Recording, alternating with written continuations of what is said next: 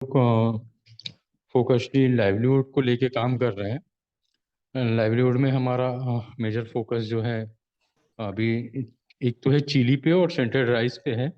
दूसरा हम लोग गोट टेयरिंग को लेके फोकस कर रहे हैं। Thank you.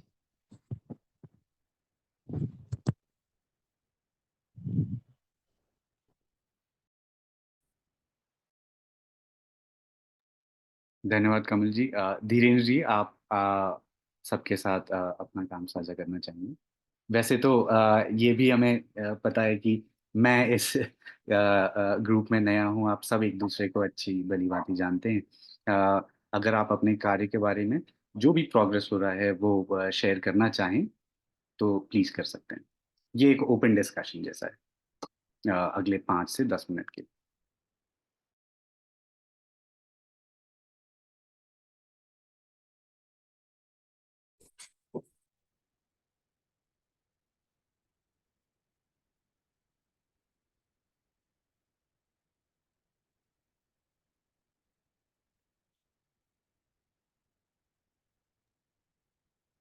धीरेन्द्र जी हमसे जुड़ रहे हैं फिर से। प्रमोद जी, आप बोलना चाहेंगे? जी नमस्कार, मैं प्रमोद पोटाई हूँ और नारायणपुर बस्तर से बोल रहा हूँ और मैं साथी समाज सेवी संस्था के साथ जुड़ के काम कर रहा हूँ। बेसिकली नारायणपुर में हम लोग साथी समाज सेवी संस्था के ऊपर डायरेक्ट रूप से इस नेचुरल फार्मिंग के ऊपर तो करते नहीं है, लेकिन हम लोग जो है ना फील्ड में जो किसानों के साथ, क्योंकि हम लोग हेल्थ एंड न्यूट्रिशन के ऊपर डायरेक्ट रूप से इंटरवेंशन काम करती है यहाँ यूनिसेफ के साथ जुड़ के, और उसी दृष्टिकोण से हम लोगों ने ज्यादातर किसानों के साथ हम लोग नेचुरल फार्मिंग को लेकर हेल्थ को और न्यूट्रिशन के साथ हम लोग प्रमोट करते हैं हम फील्ड के रूप में। और आंगनबाड़ी स्तर में, स्कूल स्तर में जो भी छोटे छोटे रूप में किचन गार्डन्स है, वो हमारे जो कार्यकर्ताओं के माध्यम से ये करने का प्रयास करते हैं। और चूंकि ये रोहित जी हैं और ये सब लोगों के माध्यम से ये हम एनसीएनएफ के साथ भी हम लोग जुड़ गए, और उसके बाद से ही हम लगातार इसमें शामिल हो रहे हैं। जी नमस्कार।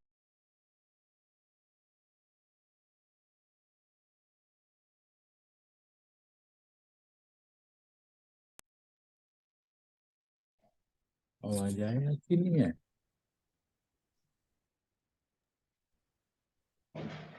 धन्यवाद प्रमोद जी। हेलो। जी। जी आवाज आ गई थी मेरी? मैं हाँ जी, सॉरी, मैं चेक नहीं करवाया था। बिल्कुल बिल्कुल। Okay, thank you. Thank you. Anand ji, आप कुछ कहना चाहेंगे?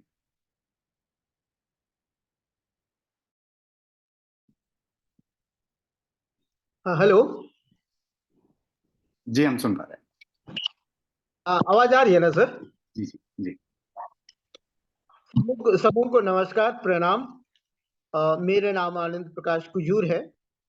हमारी संस्था का नाम है चेतना ग्रामीण विकास समिति और हम लोग संस्था बेस्ड है सरगुजा में। अभी फिलहाल में हम लोग सरगुजा और बलरामपुर जिले 2 ब्लॉक में काम कर रहे हैं, 2 जिलों में काम कर रहे हैं। क्योंकि नेचुरल फार्मिंग के ऊपर में शुरू से ही हम लोग ऑर्गेनिक फार्मिंग को, ट्रेडिशनल सीड्स को जो है ना प्रिजर्वेशन किसानों के पास रहे, उस पर हम लोग काम कर रहे हैं। और जो बेसिक अभी हम लोग ने देखा कि हेल्थ को लेकर के जो है ना महिलाओं के साथ में काम करते करते हेल्थ पॉइंट ऑफ व्यू को एनीमिया की वजह से जो है ना हम लोग किचन गार्डन को थोड़ा ज्यादा प्रमोट करने के लिए कोशिश कर रहे हैं, ताकि किसानों के पास में, महिलाओं के लिए अपने आंगन में ही जो है ना सब्जी उनके पास में पर्याप्त मात्रा में मिल सके। इस पर हम लोग ज्यादा, और अभी हम लोगों का चूंकि जल जीवन मिशन का काम चल रहा है, तो उसमें भी हम लोग जो है ना जुड़ करके काम कर रहे हैं। तो उसमें हर एक गांव में कम से कम जो है ना अन्य योजनाएं चल रही हैं, उस पर भी हम लोग जो है ना थोड़ा सा सहयोग करने के लिए कोशिश कर रहे हैं सर। धन्यवाद। धन्यवाद आनंद जी, बहुत अच्छा लगा। वेंजू जी, आप कहना चाहेंगे?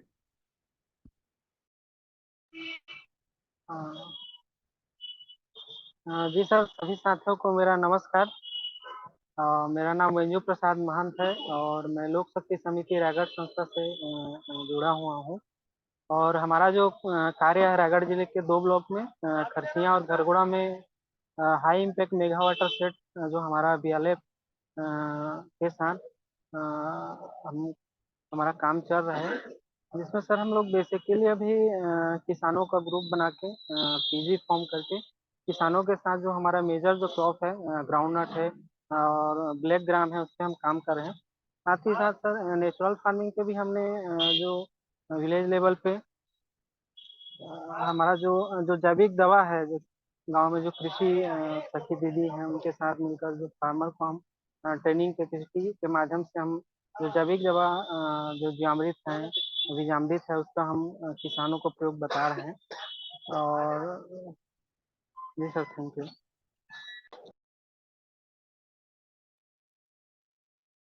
जी वेंकट जी, धन्यवाद। अर्पण जी, आप कुछ कहना चाहेंगे?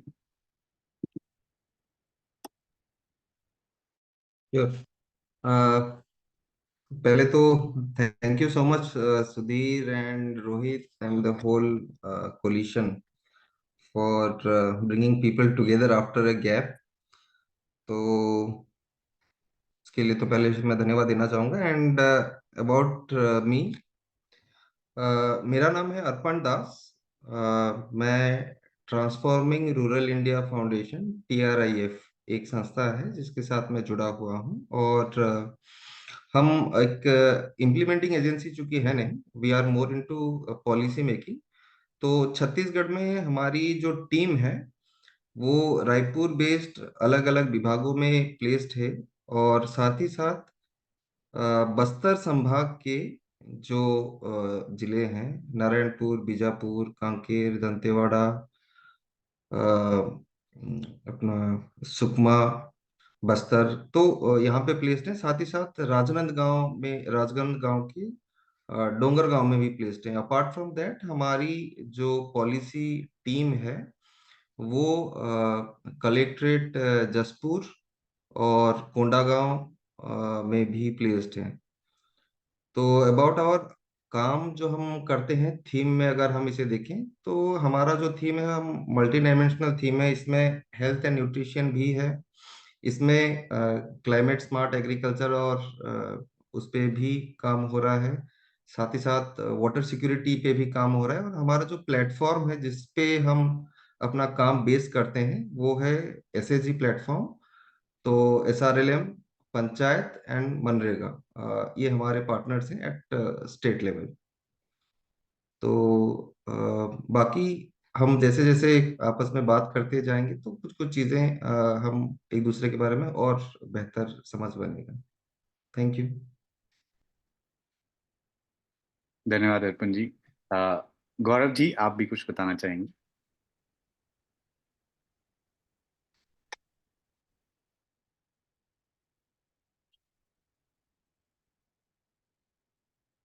जी, गौरव जी के पास हम फिर से आएंगे।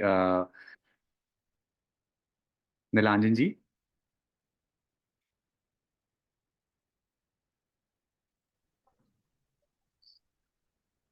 हेलो जी जी, हम सुन पा रहे जी, मेरा नाम निरंजन है। मैं संबंधिता में हूँ, काम करता हूँ दंतेवाड़ा जिले में काम करती हूँ। हम लोग बेसिकली यहाँ पे वर्कशॉप को लेकर काम करते हैं और साथ ही साथ बैटरी को लेकर और सोल्यूशन 4 ब्लॉक में हम लोग काम कर रहे हैं। और लाइब्रेरी प्रोडक्शन में मिलेट को याद हम लोग प्रमोट कर रहे हैं। हैं। जी जी, धन्यवाद। मिलेट्स पे हमारे काफी सारे जो कोलिशन पार्टनर्स हैं उनका फोकस है। गौरव जी, जब आपको हमारी आवाज आए तो आप अनम्यूट करके हमसे बात कर सकते हैं। कुंतल जी, आप कुछ कहना चाहेंगे?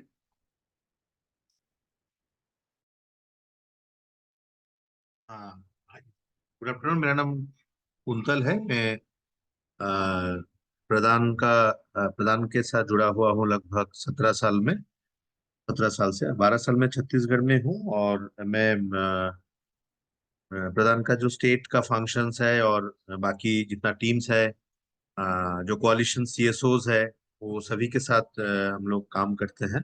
और अराउंड अभी पॉल्यूशन और प्रधान टीम लेके लगभग 19 जिले में हम लोग काम कर रहे हैं, around 3 lakh rural house hold के साथ। थीम वाइज एंगेजमेंट में जो है मेनली कम्युनिटी बेस्ड ऑर्गेनाइजेशन के साथ हमारा इंटरेक्शंस ज्यादा होते हैं, वुमेन कलेक्टिव्स के साथ। और थीम में ज्यादातर integrated natural resource management, climate resilience approach and income enhancement, rural livelihoods, यही ऑलमोस्ट थीम है। Forest based livelihood also there. And विशेषकर रूप से टीएसओज एंड गवर्नमेंट के साथ मिलके ही ज्यादातर हमारा काम है। MG NREGA, NRLM, department of agriculture, forest, tribals, इनके साथ ही काम है। और रिसर्च इंस्टीट्यूशंस के साथ अलग एक ऑफरिंग हमारा रहता है एडवोकेसी रिसर्च के साथ, जिसको मैं देखता हूँ। तो ये 2-3 प्रकार का एंगेजमेंट में हम लोग छत्तीसगढ़ में काम कर रहे हैं। That's all. जी, धन्यवाद कुंतल जी। राजिम जी, आप कुछ कहना चाहेंगे? सबको नमस्ते। विशेषकर मैं धन्यवाद देती हूँ सुधीर जी को कि उन्होंने मेरे को इस ग्रुप में जोड़े, इस मीटिंग में। मेरा नाम राजिम है और हमारा एक संगठन है छत्तीसगढ़ महिला किसान अधिकार मंच, जिसके तहत महिलाओं को किसान के दर्जा देने का और वन अधिकार कानून में महिलाओं के नाम पे ज्यादा फोकस करना, ताकि महिलाओं को किसान का दर्जा मिल सके। तो जितने वन अधिकार पे हम लोगों ने महिलाओं के नाम पे दावा किए हैं, और महिलाओं को जितने सब्सिडी मिलना चाहिए वो उनका नाम पहला हो, ताकि उनका अपना एक पहचान बने। वो हमारा मकसद है कि महिलाओं के ऊपर, एक तो महिला मायके में जमीन नहीं होती ना, ससुराल में जमीन है, जो अपने आप की जमीन है कम से कम उसमें महिलाओं का नाम हो, तो हिंसा खत्म तो नहीं होगी पर हिंसा कम होगी। और एक हमारा जो काम है बिन बोई फसल पर, जो वनोपज है जिसको बिना ये करे जंगल से जो इकट्ठा करते हैं, जो जितना लुप्त हो रहे हैं उसको हम कैसे पुनः फिर से जीवित कर सकते हैं। तो इस सीड बॉल के तहत हम कैसे वनों को फिर से कर सकते हैं, और फलदार वृक्ष कैसे हम जंगल में लगा सकते हैं, और सामुदायिक वन अधिकार को ज्यादा फोकस करना। और उसके साथ साथ मनरेगा के तहत जितने भी वन अधिकार का पट्टा मिला है, तो लोगों का घरीकरण करना, समतलीकरण करना, मेड़बंदी कराना, और उनको आर्थिक रूप से स्वावलंबन करना। तो हमारा जो है महासमुंद जिला, बलौदाबाजार जिला और सारंगढ़ जिला, 3 जिले पे हमारा काम चल रहा है। और ये विशेषकर महिला नेतृत्व को, सेकंड लीडरशिप में महिलाओं को हम कैसे आगे बढ़ा सकते हैं, ताकि महिलाओं को एनीमिक होने से बचा सकें। जो किचन गार्डन वगैरह है, काई खाद वगैरह बनाना, वर्मी कंपोस्ट खाद बनाना, और जो अपना पहले का जो बीज है जैसे कोदो, कुटकी, मड़िया को हम फिर से कैसे जीवित कर सकते हैं, ये हमारा काम चल रहा है। धन्यवाद। धन्यवाद राजिम जी, बहुत ही महत्वपूर्ण काम करने के लिए धन्यवाद भी, और इतना इंटरेस्टिंग काम सुनने में आपका लगा। आकाश जी, आप कुछ कहना चाहेंगे? सभी को नमस्कार। मेरा नाम आकाश कुमार है और मैं चौपाल ग्रामीण विकास प्रशिक्षण एवं स्वास्थ्य संस्थान से हूँ। बेसिकली हमारे यहाँ तो सरगुजा जिले के 4 ब्लॉक में कार्य चलता है, लुंड्रा, बतौली, लखनपुर, उदयपुर। और हमारी संस्था जो मुख्य रूप से जो है, अभी जो हम जिस प्रोजेक्ट में है, लाइवलीहुड को लेकर हम लोग आगे प्रमोट कर रहे हैं, जिसमें पीजी वगैरह को प्रमोट कर रहे हैं।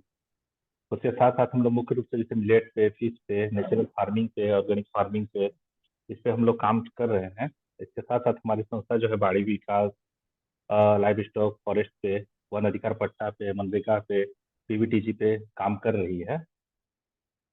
इसके साथ साथ हम लोग जैसे वाटर सेट का जो काम चल रहा है हमारे प्रोजेक्ट में, जो है बीआरएलएफ का जो प्रोजेक्ट है, उस पे high impact mega water project को लेके हम लोग भिड़े हुए हैं उसमें, जो मुख्य रूप से एक ब्लॉक में चल रही है। तो ठीक है, धन्यवाद। बाकी आप लोग से सुनेंगे, सीखेंगे। धन्यवाद आकाश जी। नंद किशोर जी, आप कुछ कहना चाहेंगे? सभी को नमस्कार। मैं नंद किशोर भगत, समेता मठ दंतेवाड़ा से बोल रहा हूँ। यहाँ पे हमारा जो मुख्य काम है वो high impact mega water set के अंतर्गत जो है सभी को मनरेगा के जो land development water resource development के प्रोग्राम है उनके साथ प्लानिंग करके वो डेवलप कर रहे हैं, और उस पे हम फिर लाइवलीहुड की लेयरिंग कर रहे हैं। लाइवलीहुड की लेयरिंग के साथ साथ में live stock promotion, backyard poultry और प्लांटेशन, ये सारे काम हैं। उसके अलावा दूसरा हमारा जो है SFSC का फार्मर प्रोड्यूसर्स कंपनी का काम है, जो दंतेवाड़ा के सभी चारों ब्लॉक में चल रहे हैं। तो उसके तहत जो है हम फार्मरों को ऑर्गेनाइज करके FPC बनाए हुए हैं, और उन्हीं FPC में NTFP और मिलेट बेस्ड जो है प्रोडक्ट का प्रोसेसिंग और प्रमोशन का काम चल रहा है। तो ये दो मेजर काम है। उसके अलावा दंतेवाड़ा जिले में चूंकि ये एक्सट्रीमिस्ट एरिया है, तो यहाँ पे स्टेट गवर्नमेंट के साथ भी मिलके हम कॉम्पैक्ट प्लानिंग कर रहे हैं। कुछ कुछ जिले, कुछ कुछ गांव के जो कैंप के आसपास के गांव हैं, उस पे हम स्पेशल फोकस करके उनको हम डेवलप करने के लिए स्पेशल प्लानिंग कर रहे हैं। जो स्टेट गवर्नमेंट के टीम के साथ मिलके हो रहा है, वो थोड़ा अलग तरीके से कंसंट्रेटेड वे में हो रहा है। क्योंकि दंतेवाड़ा जो है वो ऑर्गेनिक जिला है, तो यहाँ पे ऑर्गेनिक प्रमोशंस के काम में फार्मर्स का कैपेसिटी बिल्डिंग और लगातार उसको हैंड होल्डिंग सपोर्ट, ये हम लोग का मेजर रोल रहा है यहाँ पे। Thank you. बहुत बहुत शुक्रिया नंद किशोर जी। लोकमान्य जी, आप अगर मैं आपका नाम फिर से कहूँ, क्योंकि मैं ये लिस्ट में देख के बात कर रहा हूँ, तो आप कृपया अगले भागीदार नाम दीजिएगा। मैं असल में नाम क्लियर नहीं सुन पा रही थी। मैं आप सभी को नमस्कार। मैं मंजीत हूँ और मैं फाउंडेशन फॉर इकोलॉजिकल सिक्योरिटी के साथ छत्तीसगढ़ में काम करती हूँ। इस पूरे नेटवर्क के साथ जुड़ने का जो उद्देश्य है वो आप सबसे सीखने की,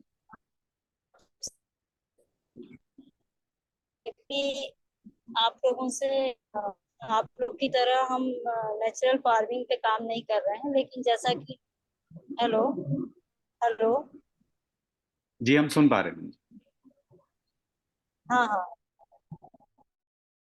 कि राजिम दीदी ने जैसा कहा कि वो महिला किसानों के साथ काम करती हैं, या किसी ने कहा कि हम ऑर्गेनिक जिले में काम करते हैं, तो उन सभी जगहों में वन जो संसाधन है या जल संसाधन है वो कैसे नेचुरल फार्मिंग के लिए उपयोगी हैं, और वो भी हम सामुदायिक वन और जल संसाधन, और ये क्या रिलेशनशिप है कि नेचुरल फार्मिंग का फॉरेस्ट के साथ, नेचुरल फार्मिंग का फार्मलैंड के साथ, ये कैटल के साथ, चारागाह के साथ, उस रिलेशनशिप को समझने की कोशिश कर रहे हैं। और उस कोशिश में ही हम शायद आप लोगों के साथ ये लर्निंग भी हो जाएगी कि नेचुरल फार्मिंग का बेहतर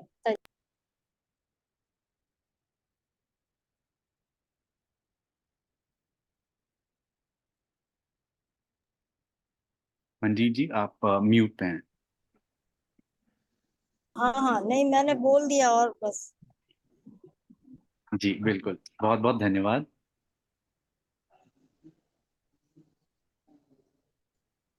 सुरेश जी, आप कुछ? जी सभी को नमस्कार। हाँ, हेलो जी शिवेश जी। हाँ, मेरी आवाज आ रही? जी, आपकी आवाज आ रही। जी सभी को नमस्कार। मेरा नाम शिवेश वर्मा है और मैं सृजन के साथ काम कर रहा हूँ। बेसिकली सृजन 5 स्टेट में काम कर रही है, लेकिन अगर छत्तीसगढ़ की बात करें तो छत्तीसगढ़ में हम अभी करंट में 2 डिस्ट्रिक्ट में काम कर रहे हैं, जिसमें कोरिया और जशपुर। जसपुर के हम सिर्फ एक ही ब्लॉक में अभी काम कर रहे थे HDFC के साथ, लेकिन रिसेंटली अभी हमारा वहाँ पर कोई भी प्रोग्राम न होने की वजह से अब जो काम बंद था। मोस्टली हमारा वहाँ पर अप्रैल या जून, अप्रैल मई से काम वहाँ पे फिर से स्टार्ट होगा। और दूसरा जो डिस्ट्रिक्ट है वो कोरिया, जिसमें हम 2 ब्लॉक में काम कर रहे हैं अभी, भरतपुर में और मनेनगढ़ में। तो हमारे साथ यहाँ पर 2 प्रोग्राम है, एक ABF का है, अजीम निकुंज फाउंडेशन का, दूसरा BRLF का, जिसमें हम मेगा वाटर शेड में काम कर रहे हैं। तो यहाँ पर 2 प्रोग्राम के साथ में अभी एग्जिस्टिंग है।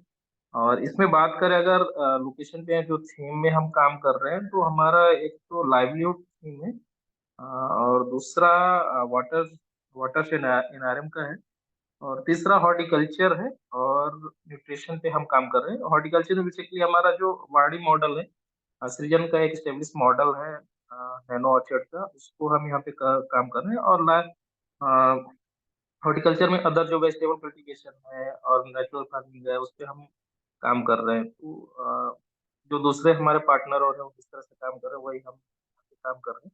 नेचुरल फार्मिंग में हम अभी तक जो मिलेट मिशन के अंतर्गत भी काम कर रहे हैं, और जो लाइवलीहुड प्रमोशन में उसमें भी हम कोशिश करते हैं कि हमारे जो फार्मर हैं उनको हम नेचुरल फार्मिंग की ओर ही उनको ज्यादा लेके जाएं, तो ज्यादा से ज्यादा वो नेचुरल पेस्टिसाइड का या फिर केमिकल का यूज ना करें, उसको लेके हम ज्यादा काम कर रहे हैं। और हमारी जो इंस्टीट्यूशन है वो हम जो हमारी महिला दीदी हैं उन्हीं के साथ हम काम करते हैं, और अभी हम प्रोड्यूसर ग्रुप भी बना रहे हैं उनके साथ। तो इस तरह से हम काम कर रहे हैं अभी अपने इस लोकेशन में।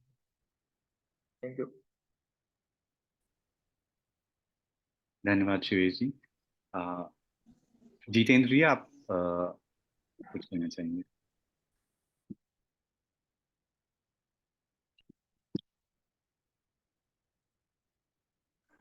हेलो जी जी, हम सुन पा रहे जी, आप सभी को मेरा नमस्कार। मेरा नाम जितेंद्र है और मैं सौभाग्य समाजसेवी संस्था चारामा में काम करता हूँ। यहाँ पर एक प्रोजेक्ट चल रहा है, high impact mega watershed project. उसमें मैं as a livelihood technical expert काम कर रहा हूँ। देखा जाए तो हमारी संस्था वुमन एम्पावरमेंट पे, एग्रीकल्चर पे और नेचुरल रिसोर्स मैनेजमेंट पे और साथ ही साथ NTFP पे फोकसफुली काम करती है। NTFP पे देखा जाए तो हम लाख पर हमारा जो फोकस है, यहाँ के फार्मर्स को लाख कल्टीवेशन करवाने पे फोकसफुली हम काम कर रहे हैं। साथ ही साथ उसका प्रोसेसिंग भी के लिए यूनिट हमारा कोऑपरेटिव है वो चलाती है यहाँ पर। सो हम इसको एक ब्रॉड सेक्टर में ले जाने का हमारा एक विजन है। So thank you. धन्यवाद जितेंद्र जी। अगर मैंने किसी का नाम मिस कर दिया हो, छोड़ दिया हो, तो प्लीज आप अनम्यूट करके हमें अपने बारे में, अपने संस्था के बारे में बता सकते हैं। मैं Manoj Gupta self help education research संस्थान से बोल रहा था। हेलो। जी मनोज जी, हम सुन पा रहे हैं। हाँ, Manoj Gupta self help education research संस्थान से बोल रहा था।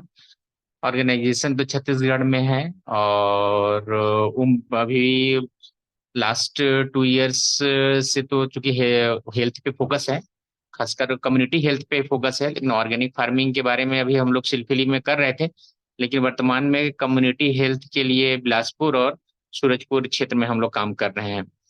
और फिलहाल संस्था एड्स कंट्रोल के साथ साथ यहाँ पर टीबी उन्मूलन में काम कर रही है। Thank you. हेलो हेलो जी। हाँ हेलो जी सुरेश जी, हम सुन पा हाँ, रहे हैं। मैं सभी को नमस्कार। हाँ, सभी को नमस्कार। मैं सुरेश नाग बोल रहा था दंतेवाड़ा से। मैं निर्माण संस्था के साथ जुड़ के काम कर रहा हूँ और हमारा जो एक FPO है भूमगादी उत्पादक कृषक संगठन दंतेवाड़ा में 2015 से लगातार हम लोग काम कर रहे हैं। और जो जैविक जिला की जो बात हो रही है उस पे हम लोग काम कर रहे हैं। यहाँ पर हमारा जो काम है किसानों के साथ में है, महिला किसान और पुरुष किसानों के साथ में हम लोग पूरा जिला में जो है जैविक खेती को लेकर काम कर रहे हैं। और अभी जो लार्ज एरिया सर्टिफिकेशन जो जैविक जिला की बात हो रही है, जो बृहद क्षेत्र प्रमाणीकरण में, उस पर भी हम लोगों ने काम किया है। और अभी 110 गांव का जो बृहद क्षेत्र प्रमाणीकरण है वो उसका काम चल रहा है। और हम लोग पूरे जिले में ये काम चालू किए हैं और 2016 में जो है भूमगादी की स्थापना हुई है। और हम लोग जो किसान उत्पादन करते हैं उसका अभी प्रोक्योरमेंट चल रहा है और फिर उसका जो प्रक्रिया करके जो है अलग अलग शहरों में हम लोग भेजते हैं। तो ये एक जो है काम हो रहा है। और अभी साथ में हम लोग अभी बीज बचाने को लेकर भी काम कर रहे हैं साथ में। जो देसी वैरायटी की धान है, सब्जी है, और फिर खासतौर पे जो मिलेट है, बहुत सारे जैसे भी मिलेट है, जैसे लिटिल मिलेट है, फिंगर मिलेट है, तो ये अभी हमारे दंतेवाड़ा में भी बची हुई है बहुत सारी, तो उसका भी संग्रहण करना और उसका भी कैरेक्टराइजेशन करने का जो है काम हम लोग अभी कर रहे हैं। Hello hello. जी भरत जी, हम सुन पा रहे हैं। हाँ जी जी, मैं भरत ठाकुर बोल रहा हूँ, प्रयोग समाजसेवी संस्था टिल्डा से। सभी साथियों को नमस्ते और जय जगत। जी, हम लोग करीब 3 जिले में, जैसे महासमुंद, गरियाबंद और धमतरी, ये तीनों जिले में प्राकृतिक खेती के लिए किसानों के साथ हम लोग काम कर रहे हैं। एक तो धमतरी जिले में करीब 100 किसान के साथ हम प्राकृतिक धान उगाने का और उसी का कैसे मार्केटिंग हो सकता है, उसी के लिए हम प्रयासरत हैं। दूसरी बात है, गरियाबंद ब्लॉक में हम करीब 4 गांव को चुने हैं, जिसमें करीब 80 परिवार को, और 80 परिवार के साथ कृषि विभाग के साथ मिल करके उनको उत्तम बीज देना और किचन गार्डन को डेवलप करना, अपना उसी के ऊपर काम कर रहे हैं। तीसरी बात, मैनपुर एरिया में, गरियाबंद में, उधर हम लोग ज्यादा करके मिलेट्स को प्रमोशन करने के लिए काम कर रहे हैं। तो यही कुछ एरिया है जिसमें हम लोग ये इसका बढ़ावा हम आगे देना चाहते हैं और ज्यादा करके ये मिलेट्स को भी प्रमोट करना चाहते हैं। और यही किसानों के साथ हमारा जो इंटरेक्शन होता है या उनका एम्पावरमेंट मीटिंग्स होता है, तो उसमें हम यही उनको कहते हैं कि ज्यादा से ज्यादा हमारा झुकाव जो है वो प्राकृतिक खेती की तरफ आए। और 1 साल हमको 2 साल तकलीफ हो सकता है, लेकिन तीसरे साल से हमारा जो उत्पादन का भी बढ़ावा पहले से ज्यादा जरूर होगा, खर्चा भी इसमें कम होगा। यही कोशिश, हमारा प्रयास अभी 2 साल से चल रहा है। धन्यवाद।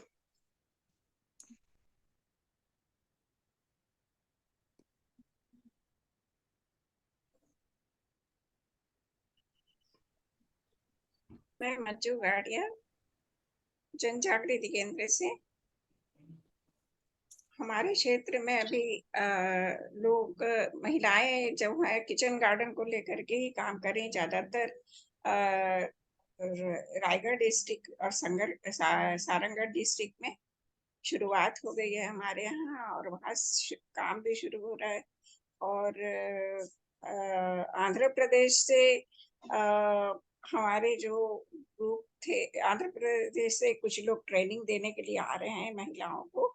1 महीने का उनको ट्रेनिंग देंगे एक काम को करने के लिए।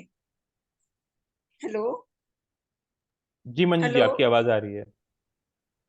जी आ जी रही है ना? जी। महिलाओं को एक महीने के लिए मतलब ट्रेनिंग देंगे। 5 गांव लिया गया है वहाँ सारंगढ़ का, और वहाँ पे एक बांध है टिंकारी डैम, जहाँ किनारे किनारे बहुत अच्छा पानी की व्यवस्था है, और उसी के किनारे किनारे 5 गांव को लिया गया है।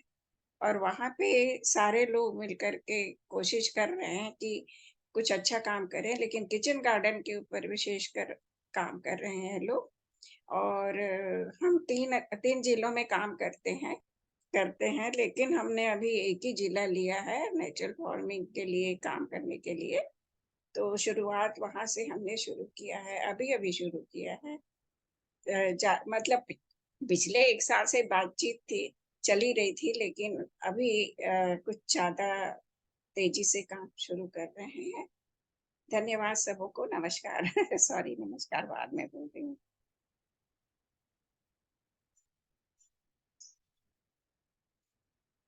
धन्यवाद मंजू जी। प्रमील जी, आपने अनम्यूट किया था, कुछ कहना हाँ हाँ, मैं साथियों नमस्कार। मैं भी अपना परिचय देना चाहता हूँ। मेरा नाम प्रमील गुप्ता है, और मैं अभी 1 सितंबर को ही मैंने एनसीएनएफ में नेशनल कोalition की पोजीशन पर ज्वाइन किया है, नेशनल एंकर की पोजीशन पर ज्वाइन किया है। और मैं साथियों काफी वर्षों से सिविल सोसाइटी के साथ ही काम करता रहा हूँ, अलग अलग सिविल सोसाइटी के साथ में, जिसमें छत्तीसगढ़ में काफी काम करने का अनुभव है, स्पेशली नॉर्थ बस्तर में, जहाँ पर हमने व्रती में जब मैं काम करता था तो वो व्रती का काम शुरू किया था। और इसके अलावा भी कई जिलों में अलग अलग समय पर मैं जाता रहा हूँ। काफी सारे साथी दंतेवाड़ा और बस्तर की बात कर रहे हैं। तो सॉरी, ये मैं क्योंकि मैं ट्रैवल कर रहा हूँ, झाबुआ से वापस लौट रहा हूँ। 3 दिनों से झाबुआ में था, कुछ पार्टनर्स के साथ में हम लोग वहाँ पर नेचुरल फार्मिंग को लेकर ही काम कर रहे थे। तो मैं बताऊं साथियों कि जब से हम जो हमारी स्टीयरिंग कमेटी है उसके साथ में जब मैं रूबरू हुआ 2 महीने बाद, तो एक हमने उनको एक large national level natural farming को लेकर एक एजेंडा सेट करने की बात कही, और अब जो हमारी स्टीयरिंग कमेटी है उसने उसको आगे बढ़ाने के लिए कहा है।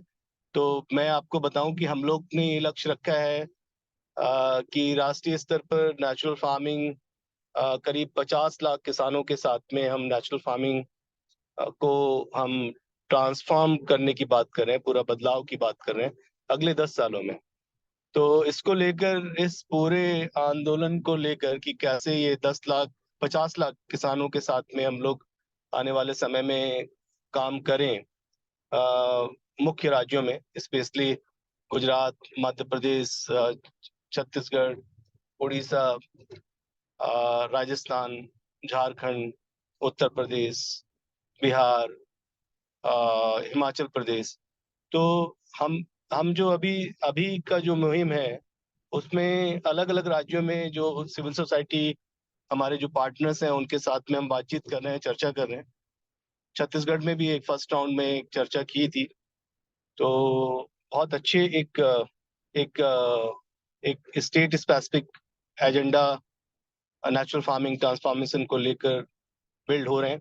गुजरात उसमें अग्रणी राज्य है। अभी उड़ीसा ने भी अपना एक पूरे जो उनके जो पार्टनर्स हैं उन्होंने मिलके एक एजेंडा अपना सामूहिक तय किया है। मध्य प्रदेश में भी हमारी अभी परसों मंडे को मीटिंग है एक सभी पार्टनर्स की। तो बस ये मेरी तरफ से अपडेट था, और मैंने इसलिए भी शेयर किया कि आप लोग इससे अगर इस एजेंडा जो राष्ट्रीय स्तर पर national coalition for natural farming का नेचुरल फार्मिंग ट्रांसफॉर्मेशन जो सिविल सोसाइटी लेड एक इनिशिएटिव है, भारत सरकार प्लान कर रही है कि वो 1 करोड़ फार्मर्स को नेचुरल फार्मिंग में ट्रांसफॉर्म करेगी। तो अगर हम लोग सब मिलकर अगर इस एजेंडे को अगर ओन कर पाते हैं और अपने अपने राज्यों में अगर इसके ऊपर एक मजबूती से अपनी स्थिति और अपना एक साझा पर्सपेक्टिव के साथ में अपनी स्थिति, अपनी योजना बना पाते हैं, तो वो हमको आगे सरकार के साथ में या प्राइवेट जो भी सेक्टर या कोई अन्य भागीदारी स्थापित करने में बहुत मददगार होगा। तो मैं अपनी बात को ही विराम रखता हूँ। आप लोग अपने राज्य की जो आपकी द्वितीय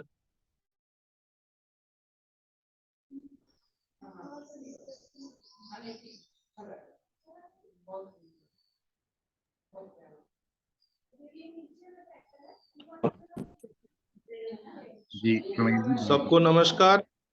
जी धीरेन्द्र जी। सुधीर जी, मेरी आवाज आ रही है? जी धीरेन्द्र जी, आपकी आवाज आ रही है। जी, मैं धीरेन्द्र मिश्रा, सबको नमस्कार, एग्रोक्रेट सोसाइटी फॉर रूरल डेवलपमेंट से। हमारी संस्था किसानों के साथ कार्य करने के लिए इसकी स्थापना हुई, और किसानों के जीवन को कैसे बेहतर ढंग से किया जा सकता है, इस उद्देश्य के साथ में हमारी संस्था की स्थापना हुई। उत्तम खेती, मध्यम बान, निषिद्ध चाकरी, भीख निदान, खेती को उत्तम दर्जा और खेती करने में लोग प्राइड फील करें, गर्व महसूस करें। इस अभियान को लेकर के टिकाऊ खेती किस प्रकार से की जा सकती है, इस अभियान को लेते हुए 1995 से हमारी संस्था कार्य कर रही है। छत्तीसगढ़ में तो कार्य कर रही है, मध्य प्रदेश में भी 2 ब्लॉक में काम कर रही है, टीकमगढ़ और बारवानी, और छत्तीसगढ़ में भी 3 जिले में अभी कार्य कर रही है, बिलासपुर, गरियाबंद और धमतरी। और जैसा कि मैंने कहा कि किसानों के ऊपर जो के पास में जो परंपरागत ज्ञान है उसके साथ में आधुनिक ज्ञान का सम्मिश्रण करते हुए कैसे उनके उत्पादन को बढ़ाया जाए और उनके जेब से पैसा खर्च कम हो, उत्पादकता बढ़ाने का प्रयास हमारी संस्था करती है। 10% कॉस्ट ऑफ कल्टीवेशन कम करते हुए 10% यील्ड ऑफ प्रोडक्शन बढ़ाने का प्रयास हमारी संस्था करती है, और इसी उद्देश्य के साथ हमारी संस्था एग्रोक्रेट सोसाइटी फॉर रूरल डेवलपमेंट कार्य कर रही है। Thank you. और साथ में ये भी जोड़ना चाहूंगा कि हमारे जो एनसीएनएफ के साथ में एक राज्य स्तरीय वर्कशॉप हुआ था जिसको प्रधान ने लीड किया था और बहुत ही अच्छा एक सहमति भी बना था हमारे साथियों के साथ में, एनजीओ पार्टनर्स के साथ में। और कई चक्र की बैठक भी एनसीएनएफ की रोहित जी के उसमें हुआ था और काफी वर्क ग्रुप भी बने हुए हैं और उस पे भी मतलब आगे विचार करने की आवश्यकता है। और वो एक तरह से बैठकें थोड़ी सी रुकी जरूर है लेकिन कार्य तो चल ही रहा है सभी जगह। ठीक है सुधीर जी, धन्यवाद। हेलो एवरीवन, सबको नमस्कार। मैं मनोज हूँ, मैं प्रधान से हूँ। हेलो। जी मनोज जी, हाँ हम मनोज, थैंक यू।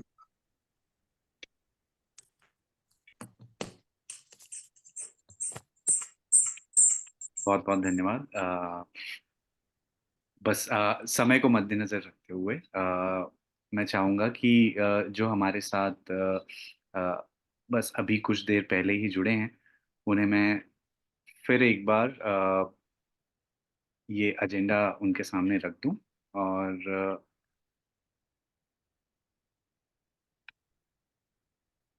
जी बस ये बताना चाहूँगा कि क्योंकि हमारे पास समय कम है, हम पहले चरण को करीबन पूरा कर चुके हैं।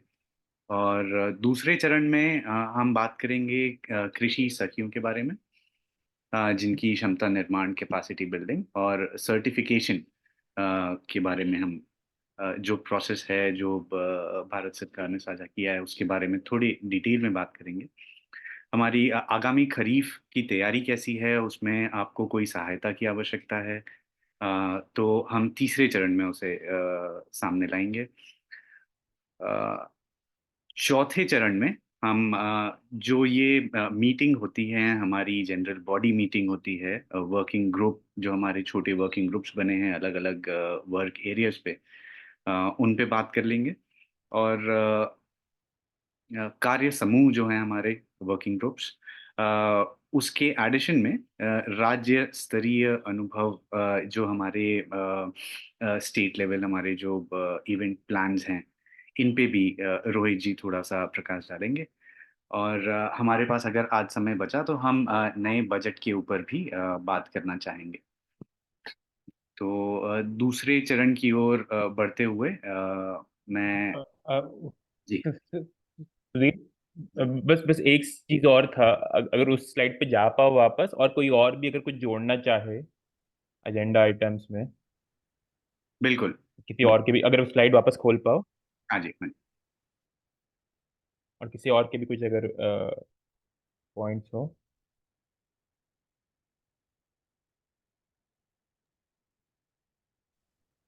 आप सबसे अनुरोध अगर है, नहीं तो फिर आगे बढ़ सकते हैं। जी जी, आप सबसे अनुरोध है कि इसके अलावा ये जो हमारा आज का जो आज की जो वार्ता है, इसमें आप कुछ जोड़ना चाहें तो ये समय है, आप अभी बता सकते हैं।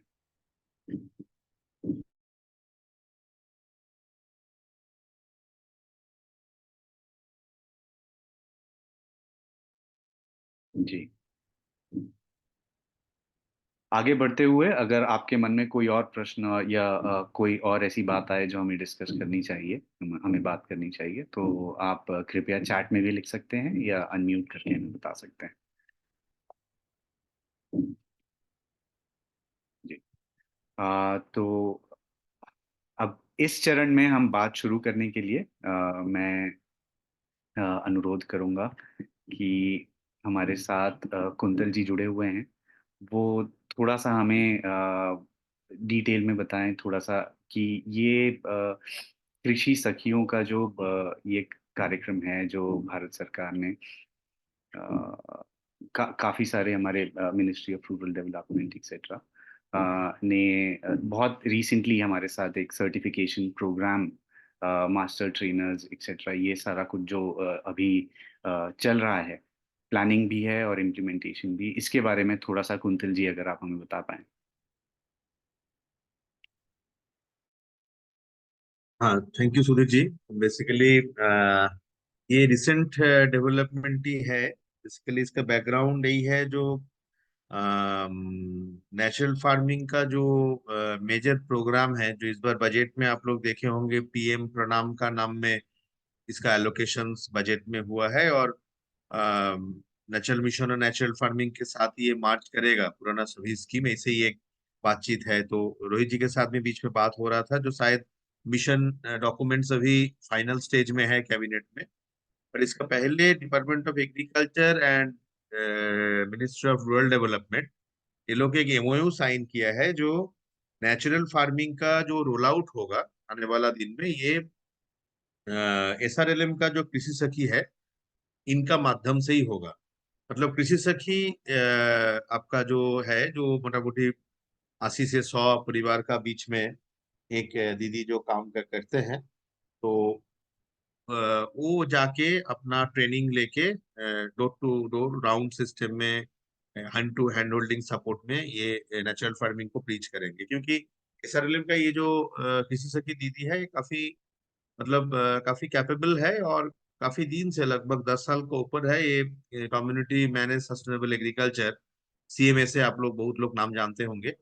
सीएमएसए प्रोग्राम में ये काफी दिन से जुड़ के काम कर रहे हैं, और सभी स्टेट में सीएमएसए एक लगभग 10 साल से ऊपर ही होगा, कुछ स्टेट में, कुछ स्टेट में 10 साल हुआ है, जो एक बहुत वाइड स्केल में काम चल रहा है। सभी जगह में इसका एक प्रैक्टिसेस के ऊपर में बहुत अच्छा काम हुआ है नेचुरल फार्मिंग का, और एक बेसिकली अप्रोच में एक चेंज ले आने का कोशिश जैसे कि जो दीदी है वो लोग किए हैं।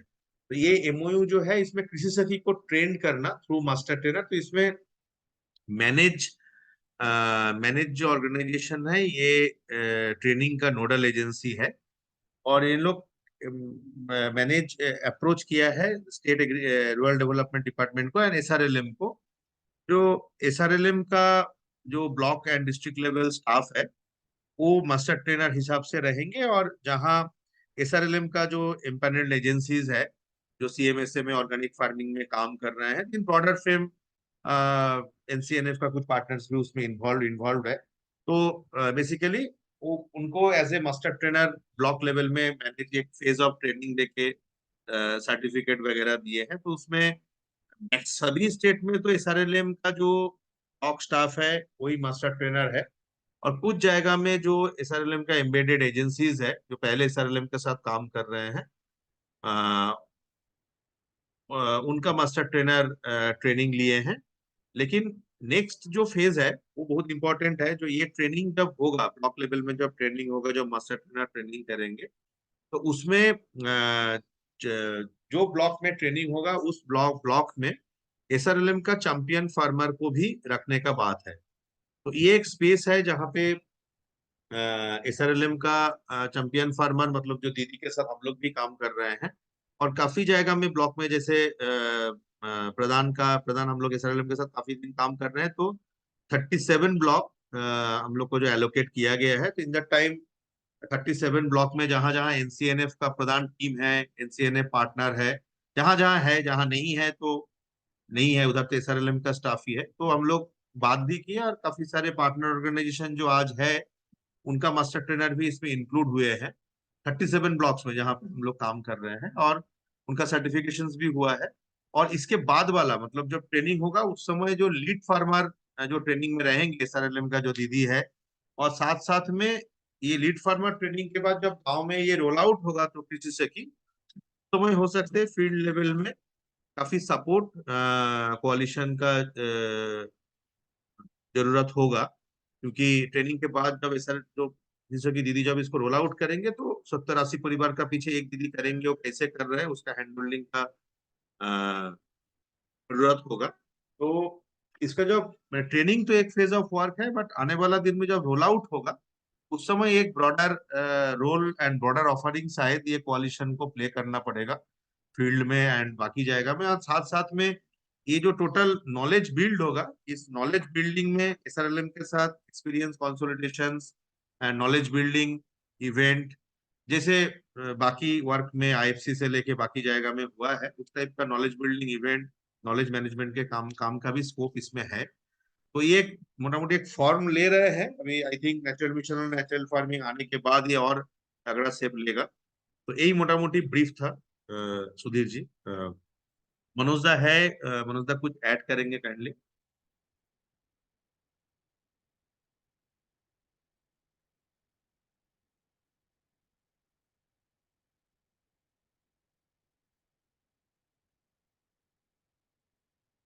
हाँ, इतना ही मोटा मोटी ब्रीफ था मेरा तरफ से।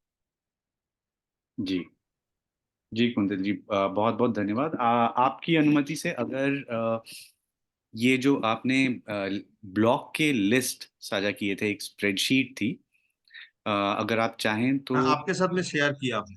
हाँ जी, हाँ जी। अगर ये पब्लिक इंफॉर्मेशन है तो अगर आप चाहें तो मैं उसे स्क्रीन पे भी ला सकता हूँ आपकी बात करने के लिए। बट वो अपडेट नहीं हुआ है। आज शाम तक थोड़ा दे दीजिए, मैं आपको देखने कुछ कुछ अपडेशन बचा हुआ है, हम लोग ग्रुप में शेयर कर देंगे बाद में। हाँ जी, हाँ जी, बिल्कुल बिल्कुल, धन्यवाद। फोन नंबर्स एंड एवरीथिंग ये थोड़ा सा अपडेट करके मैं शेयर कर दूं।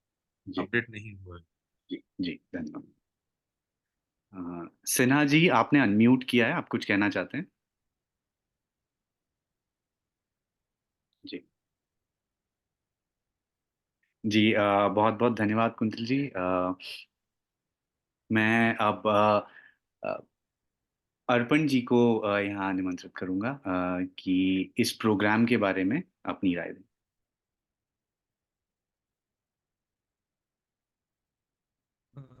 Thank you Sudhir ji, Rohit and all. Actually Kuntal ji ने जो बताया तो ओवरऑल वही है कि इनिशियली जब ये प्रोग्राम प्रपोज किया गया था मिनिस्ट्री ऑफ एग्रीकल्चर को नेचुरल फार्मिंग को लेके, दे उनका ये मानना था नेचुरल फार्मिंग हम तब कर पाएंगे जब हमारे पास नेचुरल फार्मिंग को लेके कोई एक एक जैसा व्यू हो। तो कुछ जगह पे हम देख रहे हैं कुछ प्रैक्टिसेस ऐसी हो रही थी जो नेचुरल फार्मिंग को डिफाई कर रही थी, वो ऑर्गेनिक के साथ मिसमैच हो रहा था, या फिर ऑर्गेनिक को ही कुछ जगह पे नेचुरल फार्मिंग बोला जा रहा था। तो प्रोग्राम रोल आउट से पहले नेचुरल फार्मिंग है क्या उसको स्टैंडर्डाइज करने के लिए और एक कैडर पूरा बिल्ड करने के लिए जिनकी समझ एक जैसी हो नेचुरल फार्मिंग को लेके, ये एक अभ्यास शुरू किया गया है पूरे देश में लॉन्च होने से पहले। और छत्तीसगढ़ में अगर हम कहें तो 6000 कृषि सखियों को ट्रेन करना है। और ये कृषि सखी वो हैं जो अभी बता भी रहे थे कुंतल जी कि एसआरएलएम के वो कैडर हैं जो सीएमएसए ब्लॉक्स में कृषि के साथ जुड़े हुए हैं, तो उनको कैपेसिटेट किया जा रहा है।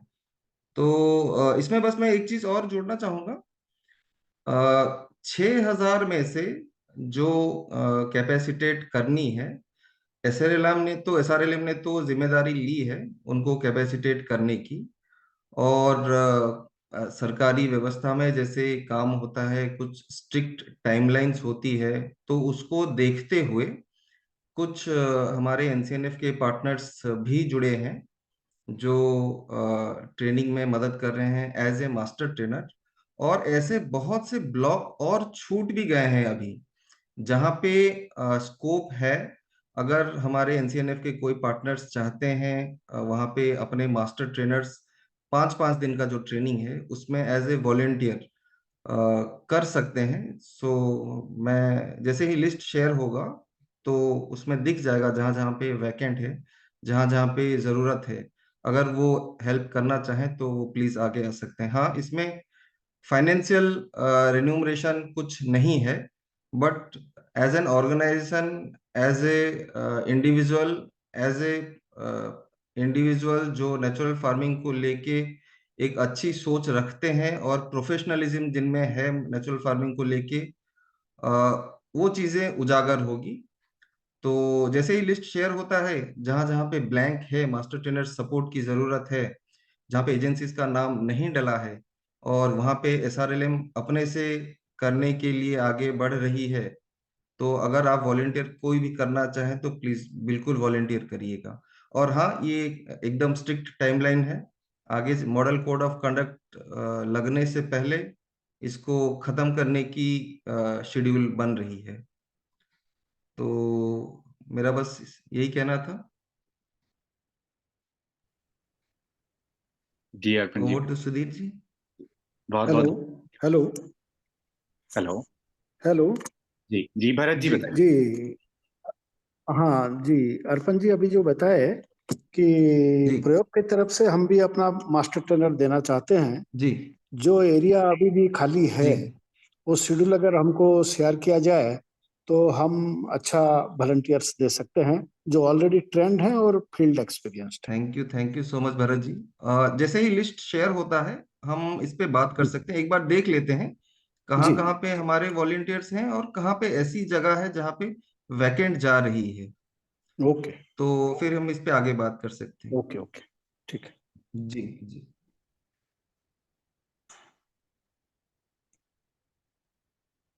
जी सुधीर जी। जी मैं अनुरोध करूंगा कि मीटिंग में हमारे जितने सहभागी हैं उन्हें कोई भी प्रश्न हो और या कोई राय देनी हो इस टॉपिक के बारे में, तो कृपया ये समय है उसके लिए।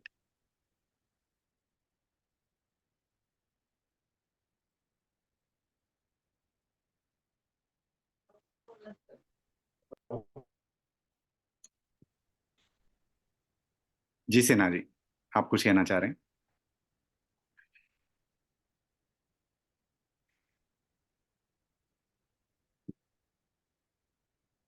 कृषि सखी की ट्रेनिंग और सर्टिफिकेशन के लिए जो कार्यक्रम सामने आया है उस पे कोई भी प्रश्न हो या कोई आपको राय देनी हो तो आप अभी कर सकते हैं। जी अर्पण जी। हाँ, मैं इसमें एक चीज और जोड़ना चाहता था कि जो अपना ग्रुप बना हुआ है नेचुरल फार्मिंग की, उसमें जो स्टैंडर्ड मटेरियल फाइनलाइज हुआ है ट्रेनिंग देने के लिए और जो 5 दिन का शेड्यूल भी है, मैं वो ग्रुप में शेयर कर देता हूँ। एक बार उसे भी एक बार ग्रुप मतलब गो थ्रू कर लेते हैं ग्रुप, क्योंकि आगे चल के नेचुरल फार्मिंग होगा तो वही स्टैंडर्ड और वही स्पेसिफिकेशंस एक्सपेक्टेड होंगी। राइट राइट, बिल्कुल। जी थैंक यू थैंक यू।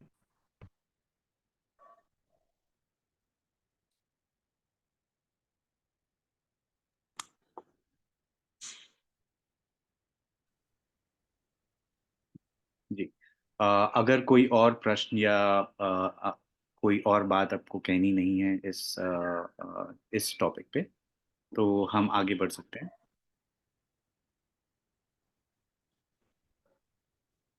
जी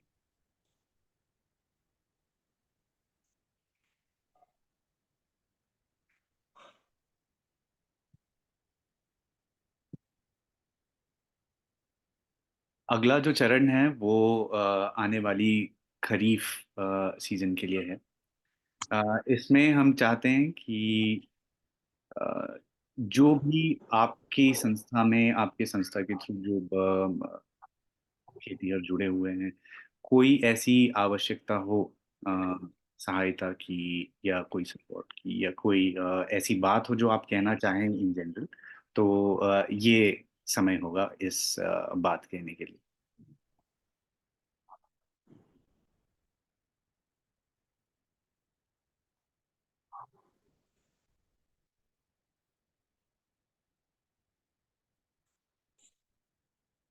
सुधीर आप म्यूट हो गए हैं। जी रोहित जी, हम खरीफ का जो सीजन आ रहा है के बारे में बात करना चाह रहे हैं और ये एक ओपन डिस्कशन है जहाँ पे हमारे जितने पार्टनर्स हैं उन्हें इनवाइट किया गया है कि ऐसी कोई भी आवश्यकता हो सहायता की या किसी और संस्था के साथ की, तो वो अपना जिस जिस ब्लॉक में वो काम कर रहे हैं और क्या सहायता आप उम्मीद करते हैं कोलिशन से, वो यहाँ पे जाहिर कर सकते हैं। तो अगले कुछ मिनट इस बात को हम थोड़ा डिटेल में बात कर सकते हैं।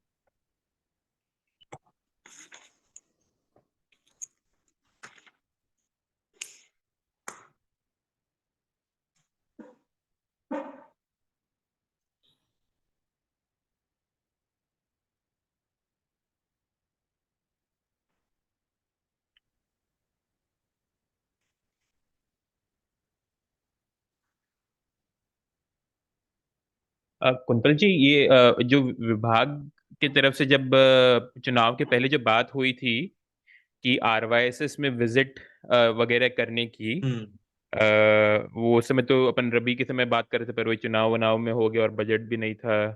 अभी इसकी संभावना हाँ है ना, क्या हम लोग खरीफ बीच के? में शायद सुधीर जी अपडेट करेंगे भी। बीच में हम लोग जो डिपार्टमेंट में मिले भी थे, मैं और सुधीर जी जाके, तो उसमें शायद ये विजिट को लेके भी बात हुआ है, और एक मीटिंग भी डायरेक्टर मैडम और जो नोडल नेचुरल फार्मिंग है उनका साथ करने का बात हुआ है। बट वो एनसीएनएफ से एक रिक्वेस्ट लेटर मांग रहे हैं, मतलब ये मीटिंग के लिए, क्योंकि डायरेक्टर भी चेंज हुए हैं। तो मैं सुधीर जी को लिखा हूँ, वो मेरे साथ में भी थे।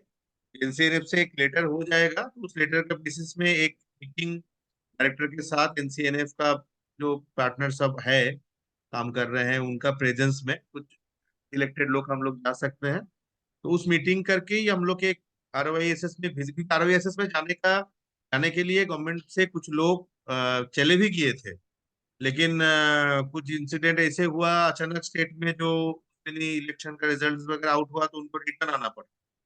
ठीक है, तो वो एक्सपोजर हो नहीं पाया। तो एनसीएनएफ का तरफ से करना अच्छा रहेगा, और एक मीटिंग के लिए एक रिक्वेस्ट लेटर हम लोग देंगे, तो एक हफ्ते का मीटिंग डायरेक्टरेट में करके उस मीटिंग में हम लोग ये सिद्धांत कर सकते हैं, जो एक डेलीगेशन से RYSS विजिट करे। सुधीर जी शायद अपडेट करेंगे, मैं रिक्वेस्ट करूंगा उनको। अभी लंबा चर्चा हम लोग जाके किए थे, सुधीर जी और मैं किए थे। जी जी कुंतल जी, ये जो लेटर है हम करीबन मंगलवार तक इसे तैयार कर पाएंगे, और ये बिल्कुल ये काम आगे बढ़ सकता है। जी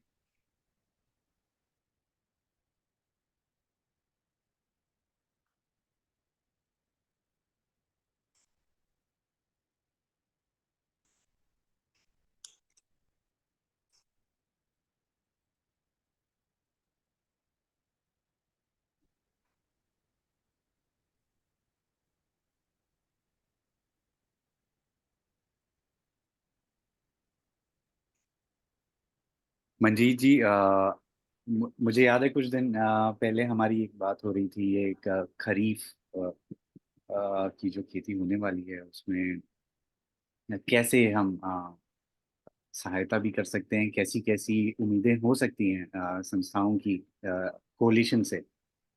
इस पे अगर कोई भी राय हो या कोई ऐसे प्रश्न हो जो आप पार्टनर्स से पूछना चाहें, तो सुन के बहुत अच्छा लगेगा। मैं अभी जो हाँ मैं अभी जब सुन रही थी कि कृषि सखी का प्रशिक्षण देना है, तो मुझे ध्यान आ रहा था कि अभी हम लोग वन महिला लीडर वनोपज के क्षेत्र में जब ट्रेनिंग देते हैं, तो छत्तीसगढ़ में अगर 15 जिले की महिलाएं जुड़ रही हैं तो वो एक साथ जुड़ती हैं। तो अगर आप लोग के पास समय की कमी है, तो ये भी ध्यान गया कि धीरे धीरे हमें पहले लगता था कि महिलाएं नहीं कर पाएंगी, जूम नहीं है उनके पास, स्मार्टफोन नहीं है, लेकिन ये सारी भ्रांति उन लोगों ने तोड़ दी है, क्योंकि सबके पास अभी स्मार्टफोन है। तो एक जो अभी ध्यान आ रहा था, दूसरा, जब हम फसल की बात कर रहे हैं अभी, तो एक सभी को भी ध्यान भी है और कर ही रहे हैं, प्रमोद जी जुड़े हैं सब लोग की, IFR जो एरिया है खासकर PVTG को लेकर, और वहाँ IFR प्राप्त जो लोग हैं उनकी अपनी एक कृषि प्रणाली है। उस पे अगर हम सभी लोग इस दौरान कोई विजिट कर सके, देख सके क्या स्थिति है, वो सबसे कीमती लोग हैं जो अफेक्टेड अभी नहीं है, हम कैसे वहाँ पे कौन एक जान नहीं देगा अध्ययन कर सके कि वर्तमान उनकी क्या स्थिति है, और क्या ये पूरा कोalition इस पूरे छत्तीसगढ़ में उनको सुरक्षित कर सकता है। आज शायद चंद्र भी चंद्रकांत भी जुड़े हैं, तो वो बैगांव के साथ काम कर रहे हैं, नारायणपुर में प्रमोद जी काम कर रहे हैं। तो इस तरह अगर हम उसको देख पाए अभी आने वाले समय में क्या स्थिति है, अभी वर्तमान में वो क्या कर रहे हैं, तो एक बहुत बड़ा योगदान इस कोalition का होगा। तो ये इमीडिएट सुनते सुनते ख्याल आ रहा है।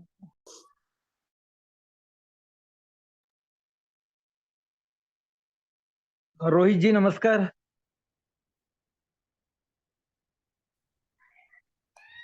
राम गुलाल जी, सबका नमस्कार है आपको, बोलिए। जी नमस्कार। अ, मुझे एक चीज जानना था, जैसा अभी जो प्रेजेंटेशन हुआ उसमें बता रहे थे कि नेचुरल फार्मिंग को लेकर के, प्राकृतिक खेती को लेकर के अभी भी अलग अलग प्रकार के सोच या कार्य पद्धति लोगों की है, और वो एक जैसा नहीं हो पाया कि एक्चुअली हम नेचुरल फार्मिंग किसको कहेंगे। कुछ ऑर्गेनिक वाला मैटर भी है, कुछ अनऑर्गेनिक वाला मैटर है। तो इस पर मैं जानना चाहता हूँ कि नेचुरल फार्मिंग के जो 14-15 बिंदु है, उसमें क्या आप एक प्रकार से आम सहमति बन गई है कि इस प्रकार के प्रैक्टिस को हम नेचुरल फार्मिंग कहेंगे, एक प्रकार के प्रैक्टिस को हम लोग ऑर्गेनिक कहेंगे? तो ये क्या कुछ स्पष्ट तय हो चुका है कि नहीं हुआ है अभी भी? अ, तो इस पे मैं 2-3 चीजें जोड़ता हूँ रामगुलाल जी। एक तो है जी। सरकार के स्तर पर, और एक जो अपन लोगों ने भी एक बात की थी, जो कि अपन जब रायपुर में मिले थे, तो उसमें कुछ बातों पर जो एक थोड़ा साझा मत एक जो बना था, वो 2 चीजें मुझे ध्यान में आ रही हैं। सरकार के मत पे जैसे अभी अर्पण ने बोला भी, एक कन्फ्यूजन तो एक बना हुआ है। आप लोगों ने शायद देखा भी होगा कि नेचुरल फार्मिंग के लिए एक अलग से सर्टिफिकेशन भी आ रहा था। पर थोड़े पत्र भी गए, थोड़ा ये भी हुआ, और उसके बाद जो नेचुरल फार्मिंग का अलग से जो सर्टिफिकेशन था, वो वाला अभी के लिए तो उसको रोक दिया गया। ईमेल में ये साझा हुआ था, ये एनसीएनएफ के गूगल ग्रुप वगैरह पर जो कई कुछ पत्र वगैरह भी गए थे। एक ड्राफ्ट निकाला था केंद्र सरकार की भी बीआईएस नाम की संस्था ने, ब्यूरो फॉर इंडियन स्टैंडर्ड्स ने, पर उसको लेकर थोड़े हाँ रिस्पॉन्सेस वगैरह भी गए थे। तो ये तो एक जो है वो चल ही रहा है सरकार के स्तर पर, कि और उसमें अलग-अलग बातें हैं। पर एक जो एक कॉमन जो चीज़ है, और जो एक तरह से जो और जो हमारा भी, जब हम लोग रायपुर में मिले थे, तकरीबन कितने 7-1 महीने हो गए शायद अभी उस बात को। उसमें एक जो मोटा-मोटा एक ये निकला था, और उसका डिटेल भी मैं एक बार सुधीर से साझा करूँगा, और एक बार बोलूँगा ग्रुप में भी एक बार सबसे बात रख पाएँ। उसमें ये मोटा-मोटा था कि हम बाहर के जो इनपुट्स रहें, उस इस तरफ बढ़ें कि वो कम हमें इस्तेमाल करने पड़े। वो एक तरह का दिशा उस तरीके की हो, जिसमें मान लीजिए ऑर्गेनिक फर्टिलाइज़र, यानी जो कंपनी का जो ऑर्गेनिक फर्टिलाइज़र, बायो फर्टिलाइज़र वगैरह हो, वो ना खरीदना पड़े। और इसमें ये बायो इनपुट रिसोर्स सेंटर नाम का एक है, जो कि छत्तीसगढ़ में तो अभी कुछ ही जगहों पर थोड़ा-थोड़ा काम हुआ है, पर कुछ और राज्यों में उस पे इस तरीके से काम हुआ है कि सामुदायिक स्तर पे उसको लेते हुए ट्रेनिंग भी हुई है, पर इनपुट्स वगैरह भी लोकली प्रोड्यूस किए जा सकें, अगर कोई किसान नहीं भी बना पा रहा है तो। और उसमें हम कम से कम एक्सटर्नल इरिगेशन की तरफ भी बढ़ सकें। तो हाँ, ये मोटी-मोटी बात हुई थी, और डिटेल्स उसके जो थे, वो एक बार मीटिंग के बाद वो एक बार साझा कर सकते हैं। पर हाँ, जिस्ट जो था, वो ये था कि बाहर के इनपुट्स कम से कम रहें, उस डायरेक्शन में हम बढ़ सकें। और बाकी तो ये सब क्योंकि कई बार ऐसे भी जो कॉर्पोरेट वाली ऑर्गेनिक होती है, उसमें कई बार सिर्फ़ एक ही फसल यानी बिना क्रॉप डाइवर्सिटी रहे हुए भी ऑर्गेनिक हो जाता है। कई सारे लोग वैसे उस तरीके से हाइब्रिड फसल, सिर्फ हाइब्रिड बीजों और उसी को ही आगे बढ़ाते हुए भी करते हैं। तो हम उस तरफ से थोड़ा आगे बढ़ पाएँ, जितने लोकल सीड सिस्टम्स हैं उन सब चीज़ों की तरफ बढ़ पाएँ, जितनी हमारे इसमें खेतों में विविधता हो, वो ज़्यादा से ज़्यादा बढ़ा सकें। तो हाँ, ये कुछ बातें थी। पर बाकी तो हाँ, डिटेल जो है वो एक बार कॉल के बाद भी साझा कर सकता हूँ। मैं यहीं पर अपनी बात रोकता हूँ। पर वैसे अगर अपन को याद रहेगा, अपने ग्रुप का नाम जो डाला था उस समय, वो किया था ये छत्तीसगढ़ जैविक स्लैश प्राकृतिक खेती गठबंधन। तो अपन ने तो दोनों नाम को ही लेते हुए रखने का की बात की थी।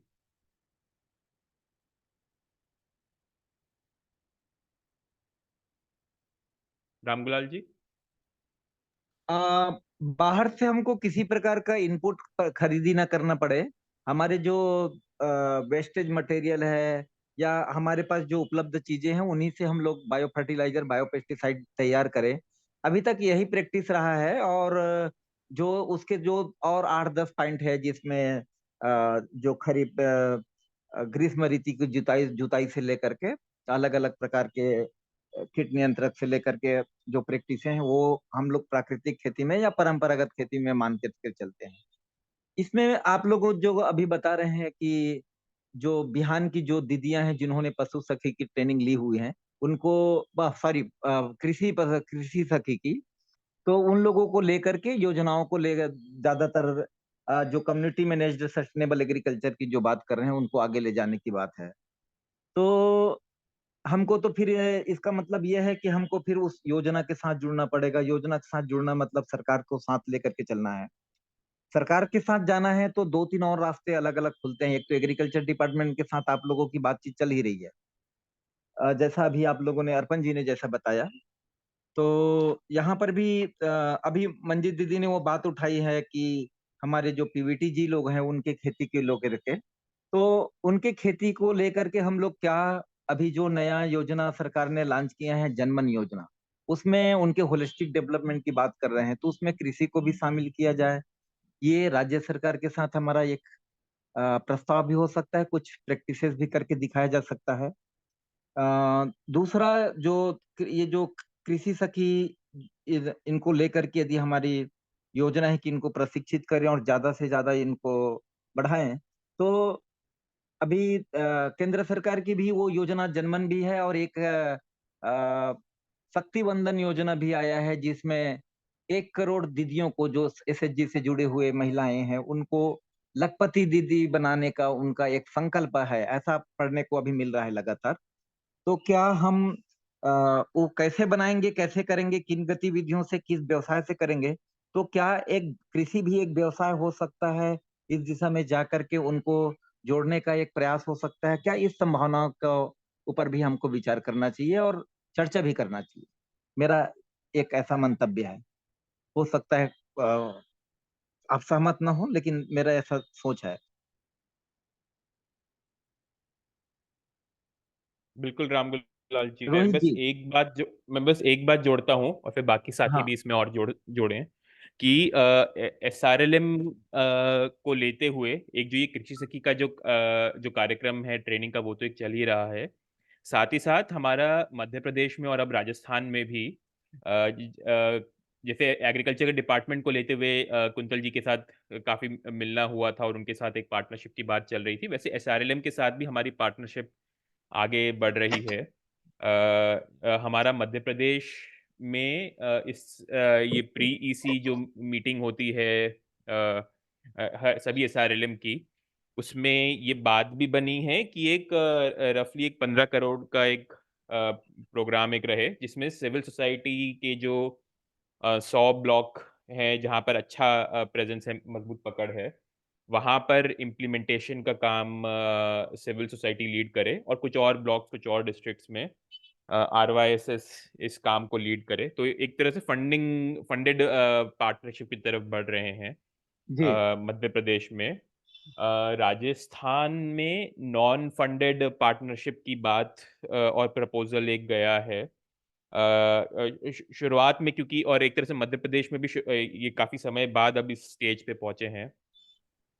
राजस्थान में ये इस तरीके से पहुंच रहे हैं कि जहां जहां पर सिविल सोसाइटी का अनुभव है, जो भी अलग अलग तरीके के कामों का जैविक प्राकृतिक खेती के इसमें, तो उन संस्थाओं का तो वही साथ में साझा तरीके से आजीविका के साथ, एसआरएलएम के साथ इम्प्लीमेंटेशन में, कैपेसिटी बिल्डिंग में, और चाहे वो बायो इनपुट रिसोर्स सेंटर का हो और तो जो भी सिविल सोसाइटी से जुड़े हुए जो भी ट्रेनर्स वगैरह रहें, उनको भी इस काम में जोड़ा जा सके।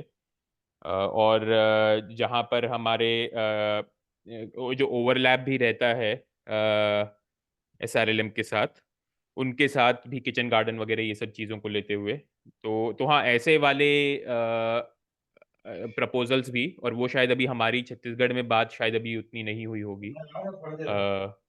बाकी कुंतल जी और अर्पण भी और जोड़ सकते हैं कि ऐसी कुछ बात हुई है या इसकी संभावना वगैरह दिख रही है क्या। तो हाँ, ये बात तो बिल्कुल कर ही सकते हैं। एनसीएनएफ के साथ तो आपका प्रेजेंस में एक बार बात हुआ था एसआरएलएम में, आपको याद होगा। राइट ये भी थे बात करने के लिए। तो बेसिकली ये तो एक फेज ऑफ ट्रेनिंग का बात अभी हो रहा है, और ये ट्रेनिंग कंप्लीट हो जाने के बाद ही सब रोल आउट अच्छा हो जाएगा, इसे तो संभव नहीं है। तो इन बिटवीन ट्रेनिंग जब भी कंप्लीट होगा, अभी मार्च 15 तक है, तो और बेसिकली जब अभी तो तत्काल शायद हो सकता है, जो फाइनेंशियल ये इंटरमीडिएटरीज बनाने के लिए समय लगेगा, क्योंकि छत्तीसगढ़ में गवर्नमेंट भी नया है। इस हिसाब से मेरे को लग रहा था जो लगभग 100 ब्लॉक्स छत्तीसगढ़ में नेचुरल फार्मिंग में एसआरएलएम ले रहा है, और उसमें कुछ जगह में एजेंसीज है, कुछ जगह में एसआरएलएम खुद कर रहे हैं।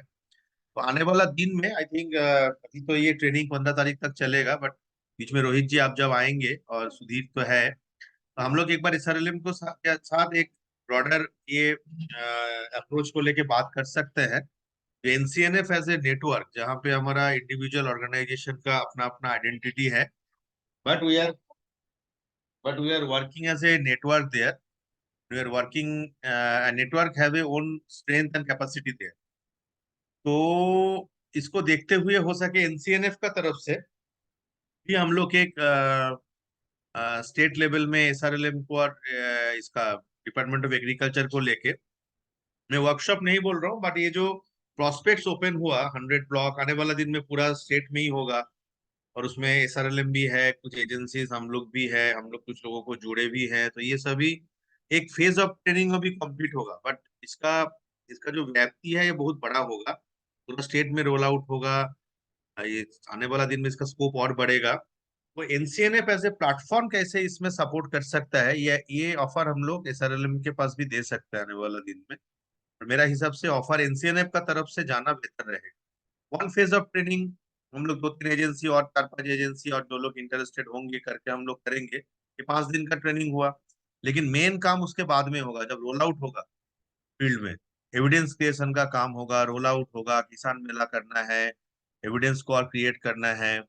क्योंकि डिपार्टमेंट के साथ बात करने हम लोग जब जाते हैं, तो एक बॉटलनेक जो समझ में आता है, जो डिपार्टमेंट बोलते हैं इसमें हम मैंने उनका बात में ये क्लियर होता है, जो उनका कॉन्फिडेंस नहीं है। Just like a picture of SRI in 2008, 9, 10, उनका कॉन्फिडेंस ही नहीं है। Just like a picture of millets, confidence build करने का एक ही कारण है, एक ही उपाय है, एविडेंस क्रिएट करना।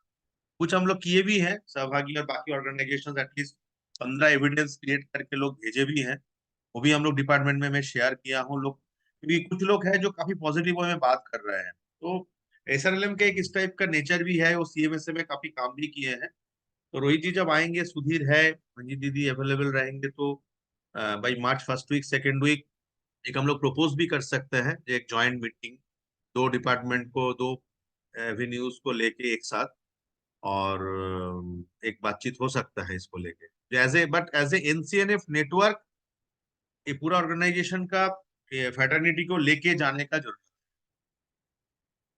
मेरे को ये लगता है। एब्सोल्युटली, बिल्कुल कुंतल जी। मैं आपको जैसे ये एमपी और राजस्थान वाला भी एक बार शेयर कर रहा हूँ, जो वहाँ पर जो प्रपोजल्स, जिस डॉक्यूमेंट्स जो हैं, पर बिल्कुल नहीं, ये तो काफी अच्छा रहेगा मार्च में मिलना एक बार। एक बार थोड़ा मार्च में आपका भी जब आना होगा, बिल्कुल बिल्कुल, मेरा है ही हमारा प्लान है ही, हाँ बिल्कुल, मार्च सेकेंड वीक तभी में प्लान है ही आने का। पार्टनर्स का एक मीटिंग भी इसमें आप बोल रहे थे करेंगे बोल के, तो बट मैं फिर वर्कशॉप नहीं बोल रहा हूँ, बट डिपार्टमेंट ऑफ एग्रीकल्चर और एसआरएलएम दोनों को लेके एक बार बैठने की जरूरत है, और दोनों के साथ एक बार बैठने का जरूरत है। तब तक ये ट्रेनिंग भी थोड़ा आगे बढ़ जाएगा, एसआरएलएम का थोड़ा कॉन्फिडेंस भी होगा।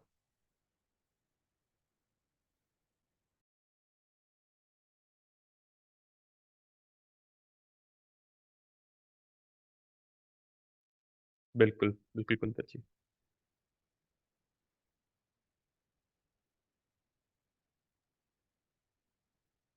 रोहित, हम इस मुद्दे पे और बात करना चाहेंगे। मेरी तरफ से तो कुछ नहीं है, कोई और कुछ और जोड़ना चाहें या किसी और के कुछ हो।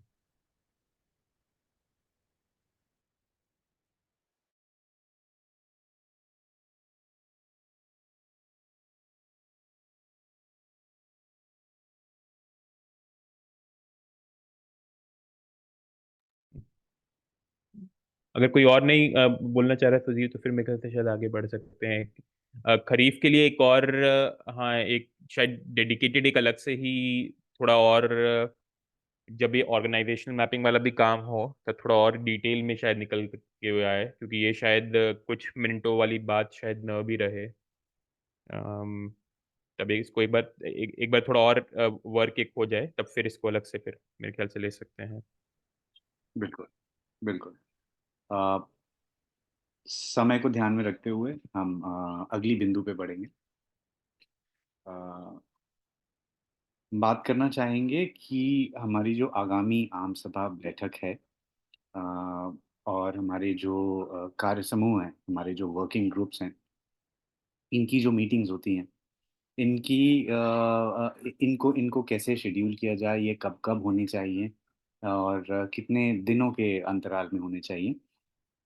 3 जुलाई 2023 को एक पोल हुआ था आपके व्हाट्सएप ग्रुप पे, जहाँ पे करीबन 14 में से 11 जो वोट आए थे, वो था कि जनरल बॉडी मीटिंग को, जो हमारी आम सभा बैठक है, उसे महीने में 1 बार करवाया जाए।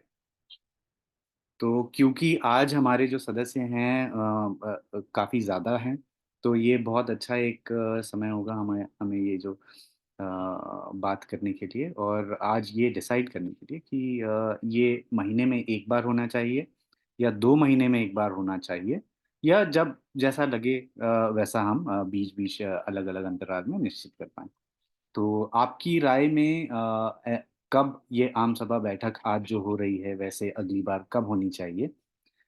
ये थोड़ा-सा हमें बताएँ। ये आप चैट में भी लिख सकते हैं या अनम्यूट करके अपने आप को बता भी सकते हैं।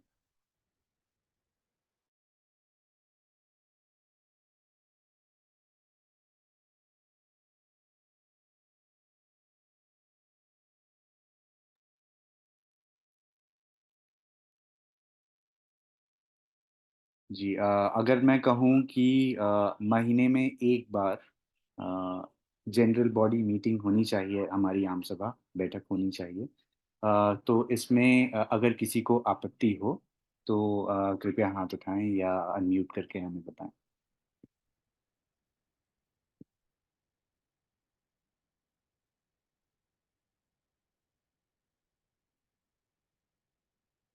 जी। जी, मुझे लगता है कि महीने में ये करना उचित तो होगा, बशर्ते कि सर्वसम्मति हो जाए। अ, जी रोहित जी, मेरा भी कुछ ऐसा मानना है कि शुरुआत में अभी जनरल बॉडी मीटिंग जो है महीने में 1 बार हो, कम से कम 6-7 महीने तक हो, सब चीजें ना एक लेवल पे आ जाने तक। तो शुरुआत में तो महीने में 1 बार हमारी बैठक जनरल बॉडी की होनी चाहिए। जी, बिल्कुल। बाकी और सदस्य इसमें अपनी सहमति असहमति बता सकते हैं।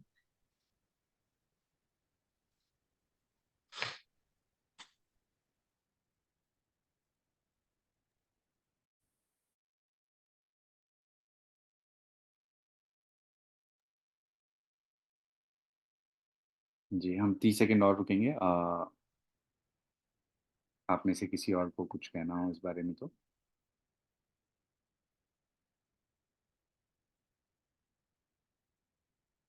वैसे जो ये पोल हुआ था उसमें 2 महीने में 1 बार पे भी 3 लोगों ने अपनी सहमति जताई थी। तो ऐसा भी अगर कुछ है तो कृपया बताएँ? जी, कुंतल जी, आप 1 महीने के लिए अपना वोट दे रहे हैं। जी। मुझे लगता है कि इसमें सभी को पार्टिसिपेट करना चाहिए क्योंकि ये बड़ा इम्पोर्टेंट है और अगर यहाँ पे डिसीजन अगर होता है कि मंथली होना चाहिए या बाई मंथली होना चाहिए, तो अकॉर्डिंगली पार्टिसिपेशन भी एक्सपेक्टेड होगा। बिल्कुल, बिल्कुल यही बात है। जी रोहित जी, एक्चुअली जैसे जी बोल रहे थे उसके हिसाब से अभी तो मोर देन अभी जो लगता है कि अभी शुरुआत में हम लोग मंथली मीटिंग करें तो ज्यादा सही रहेगा, समझने का प्रयास करते हैं हम लोग। तो आज के भी देखेंगे कि शेड्यूल में चेंजेस किया जाता है, तो अभी तो 1 मंथ ज्यादा सही रहेगा मंथली।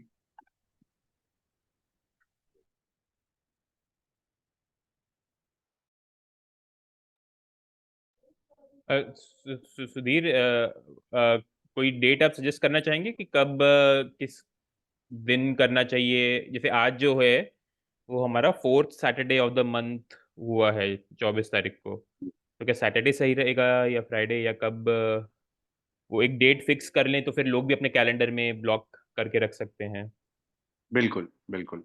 ये सुझाव बहुत ज़रूरी है। और आज क्योंकि ये चौथा शनिवार है, सैटरडे, एंड चौथा सैटरडे हर महीने अगर हम इस मीटिंग को रखें तो क्या किसी को आपत्ति होगी? आप अपने जो खुद की जो संस्था है या आपका जो काम है, उस हिसाब से भी सोचें, और वो जो मीटिंग हो उसके साथ ये कभी क्लैश ना हो जाए, कभी ये ओवरलैप ना हो जाए, वो भी सोचकर हमें बताएं कि चौथा सैटरडे हर महीने का, जैसे कि मैं देख पा रहा हूँ, अगला जो हमारा सैटरडे वो होने वाला है वो है 24 तारीख, अगर मैं गलत नहीं हूँ। 23 ना? 23 मार्च। जी, जी, 23 23 मार्च। मार्च को होने वाला है, जो कि सैटरडे है। और 27 अप्रैल, 23 मार्च, 27 अप्रैल, ऐसे आखिरी, अगर हम पूरा महीने का हमारा काम खत्म करके फिर सैटरडे को मिलें तो कैसा रहेगा? ये ठीक रहेगा? एक सजेशन था इसमें। जी। एक्चुअली फर्स्ट और जो फोर्थ सैटरडे है, ज्यादातर ऐसा देखा गया कि फर्स्ट सैटरडे तो अपना इंटरनल मीटिंग रहता ही है, और लास्ट सैटरडे जो रहता है वो ऐसा रहता है कि कुछ क्लोजिंग रहता है या फिर रिपोर्ट्स बनाने होते हैं। तो या तो सेकेंड या थर्ड को अगर कंसिडर किया जाए तो बेहतर होता। फर्स्ट वीक और लास्ट वीक थोड़ा टाइट जाता है। बिल्कुल, बिल्कुल। ये बहुत ज़रूरी एक बिंदु है। इस पे किसी की कोई राय है क्या?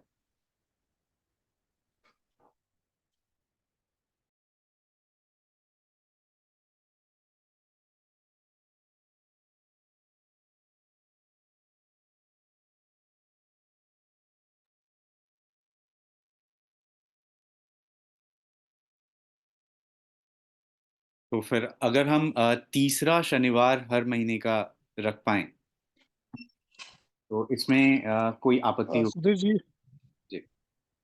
हाँ सुधीर जी, मेरा भी कंसर्न यही था कि इसको फोर्थ ना करके थर्ड करे तो आई थिंक ये ज़्यादा कन्वीनियंट होगा सभी के लिए। जी। और दूसरा ये है कि इंडिविजुअल एंगेजमेंट्स तो किसी की भी हो सकती है एट द सेम डेट, तो वो तो एक अलग इशू है। तो बाकी बाकी लोग अपनी राय रखें। जी, जी, धन्यवाद। सुरेश जी भी चैट में कह रहे हैं कि थर्ड सैटरडे उनके लिए सही रहेगा।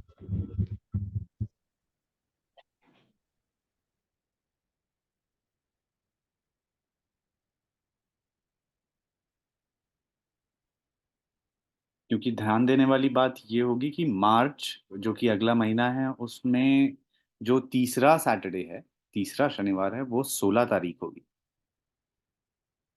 तो मोटा मोटी ये महीने के मध्य में होगा, 16 तारीख सैटरडे, 16 मार्च अगला मीटिंग।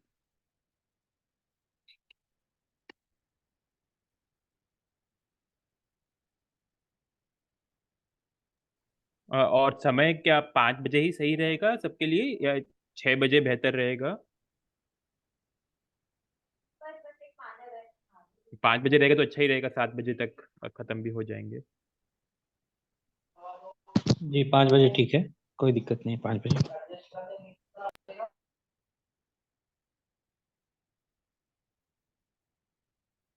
जी।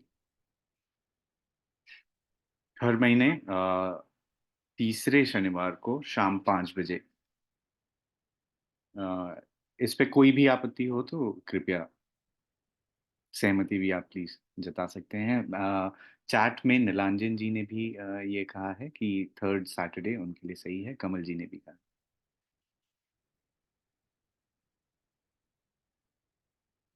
जी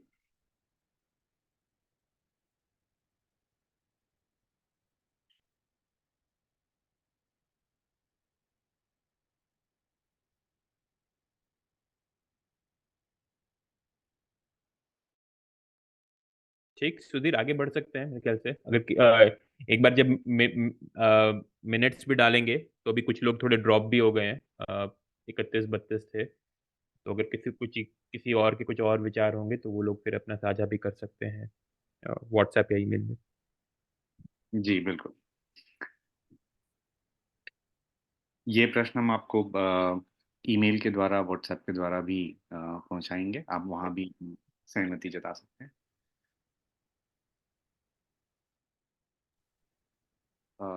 रोहित जी, एक प्रश्न है हमारा कि ये कार्य समूह पे जो बातें होनी है, इसके लिए हमारे पास पर्याप्त समय अगर है तो हम इस पे चर्चा कर सकते हैं, या फिर हम हाँ, तो जी एकदम बहुत ही संक्षिप्त में ये बात एक बार कर लेता हूँ। जी जो हमारी फिजिकल मीटिंग हुई थी, जो हम जब मई या जून में जब मिले थे, तो हमने 6 वर्किंग ग्रुप्स बनाने की बात की थी। ये 6 वर्किंग ग्रुप्स थे: कैपेसिटी बिल्डिंग, इंस्टीट्यूशन बिल्डिंग, जिसमें ये जो था क्षमता वर्धन और किसानों के समूह को सशक्त करने वाला ग्रुप। एक ग्रुप था हमारा रिसोर्स मोबिलाइजेशन का, संसाधन जुटाने को लेते हुए। एक था हमारा गवर्नमेंट एंगेजमेंट का, सरकार के साथ काम करने पे थोड़ा और ज़्यादा गहरे तरीके से उस ग्रुप के साथ ही जुड़े रहे। चौथा ग्रुप हमारा था मार्केट्स को लेते हुए। पांचवा ग्रुप था हेल्थ एंड न्यूट्रिशन। और छठा ग्रुप हमारा था narrative building, knowledge knowledge management वाला, तो थोड़ा थोड़ा कम्युनिकेशन और ये रिसर्च, इन सब चीज़ों को लेते हुए था।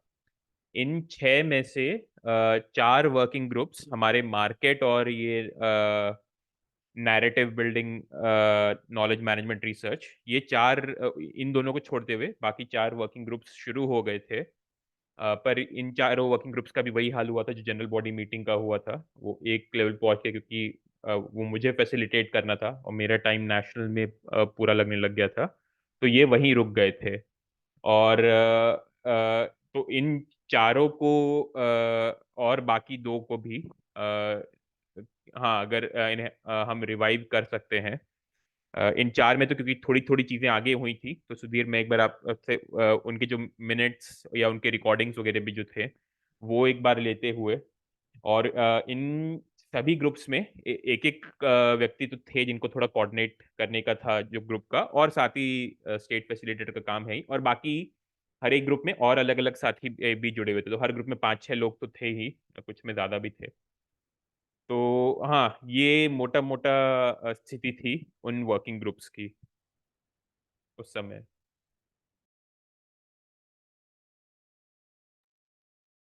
तो आगे का काम एक तरह से ये होना चाहिए शायद कि इन सबको वही रिवाइव करते हुए, खासकर जो पहले के 4 जो ऑलरेडी जो शुरू हो चुके थे। अ,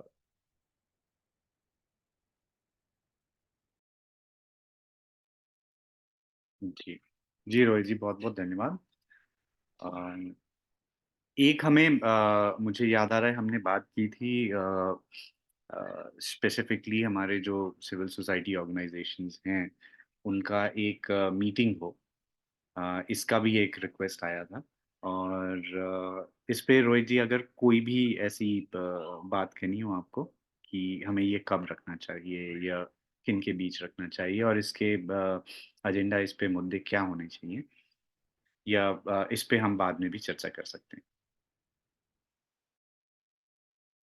अ, कुंतल जी, आप ये कह रहे थे ना, तो इसके बारे में अगर आप जोड़ना चाहें कि कब, मेरा तो वैसे सेकेंड वीक ऑफ मार्च में है प्लान रायपुर आने का, तो आई अगर थिंक मेरी आपका जब आना होगा उस समय ही हम लोग इसको रखने में अच्छा रहेगा। कल मीटिंग एक वन डे आप जो बोल भी रहे थे बीच में, शायद आपका प्रमिल जी भी बोल रहे थे, मनोज, अब जब आए थे मनोज जी के साथ भी बात में यही हुआ था ना, जो एक फिजिकल मीटिंग करने का शायद बात हुआ था। तो एक हम लोग अब जब आएंगे, आप जब अवेलेबल रहेंगे, प्रमिल जी भी उसमें ज्वाइन करें तो बेहतर है, क्योंकि स्टेट रिगार्डिंग जो भी चीजें हैं एक बार फिजिकली बात करना। और उस मीटिंग में मैंने एक हाफ डे हम लोग डिपार्टमेंट को भी जो बात हो रहा था, मेजर जो नोडल डिपार्टमेंट एग्रीकल्चर से कोई और एसआरएलएम से कोई ज्वाइन करे और हाफ डे हम लोग बातचीत करें, तो वन डे का एक मीटिंग हो सकता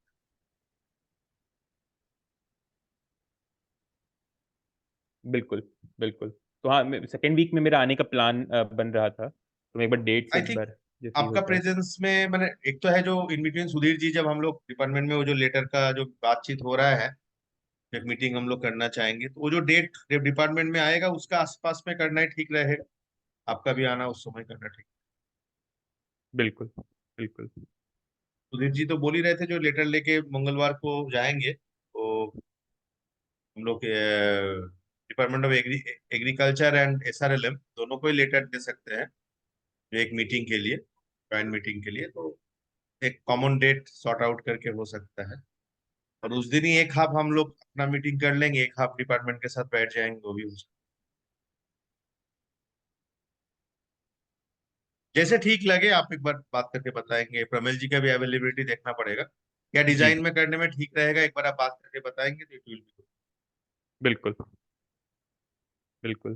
क्योंकि डिपार्टमेंट के साथ हो सकते हैं, दोनों डिपार्टमेंट में भी मेजर है, तो दोनों का प्रेजेंस करके लेना ठीक रहेगा, क्योंकि अलग अलग से फिर बैठने में कोऑर्डिनेशन वाला भी प्रॉब्लम होता है। और एक हाफ डे हम लोग बैठ लें। बिल्कुल, बिल्कुल, बिल्कुल।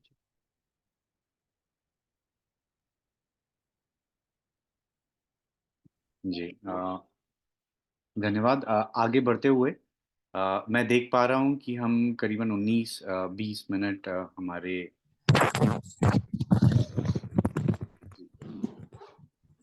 हमारे समय से हम आगे बढ़, तो अगर साथियों के पास थोड़ा और समय हो तो हम बजट पे बात करना चाहेंगे। और इस पे बात करने के लिए मैं हमारे जो साथियों में से मंजीत जी, धीरेन्द्र जी अ, और राम गुलाल जी को भी आमंत्रित करना चाहूँगा कि ये जो बात है कि जो नया बजट आया है उस पे जो इम्प्लीकेशंस हैं, जो हम पे, हमारे काम पे जो असर पड़ना है, या आपकी कोई भी ऐसी राय हो जो आप साझा करना चाहें सबके साथ, वो प्लीज़ करें। और मैं ये भी अपेक्षा करता हूँ कि आप सभी की और कोई राय हो तो हमारे साथ साझा करें।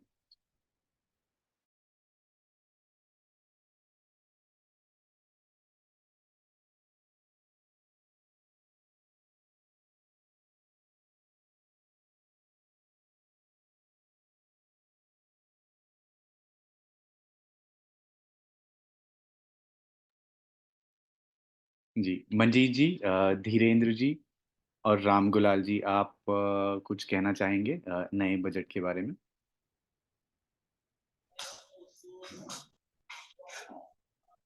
मुझे लगता है धीरेन्द्र जी और राम गुलाल जी जो बहुत डीपली इस सब्जेक्ट के साथ लगे हैं, या कुंतल, अगर ये हाईलाइट हमारे बीच आ जाए कि प्राकृतिक खेती को लेकर क्या कोई कंपोनेंट की बातचीत हुई है, या ऐसी कोई कंपोनेंट आया है जो प्राकृतिक खेती की ओर मोड़ा जा सकता है, जैसे रामगुलाल जी बता भी रहे थे कि कुछ ये, तो वो अगर अभी तुरंत नहीं तो भी अगर सुधीर ऐसा करें कि सब लोग अपना व्यू ग्रुप में डाल दे और हम कंपाइल कर सकें, तो बहुत वो यूटिलाइज हो पाएगा कि हम इन्फ्लुएंस कहाँ पे कर पाएंगे करके। जी, जी, बिल्कुल, क्योंकि मैं देख दीदी पा रहा एक हूँ। जो, हाँ।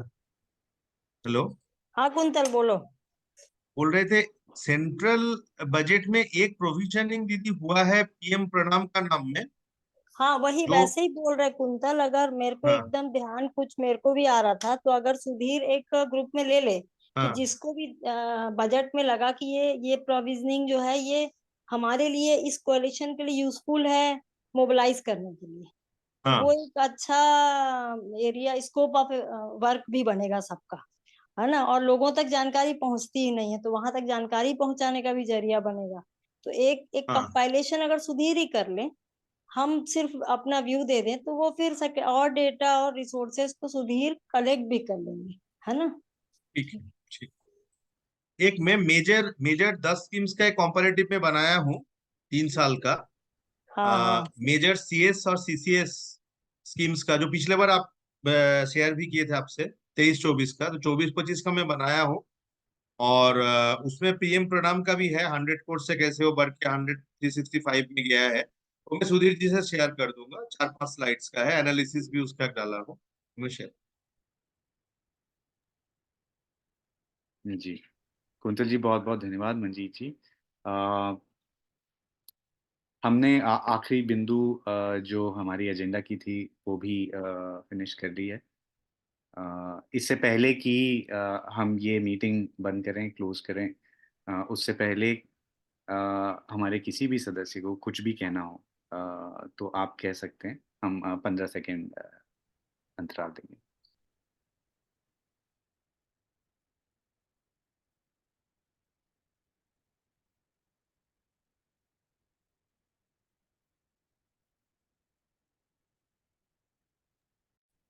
बहुत बहुत बधाई सुधीर, आपको आपकी पहली मीटिंग रही, काफी अच्छे से हुआ। धन्यवाद रोहित जी। मुझे पसीने आ रहे थे शुरू होने से पहले।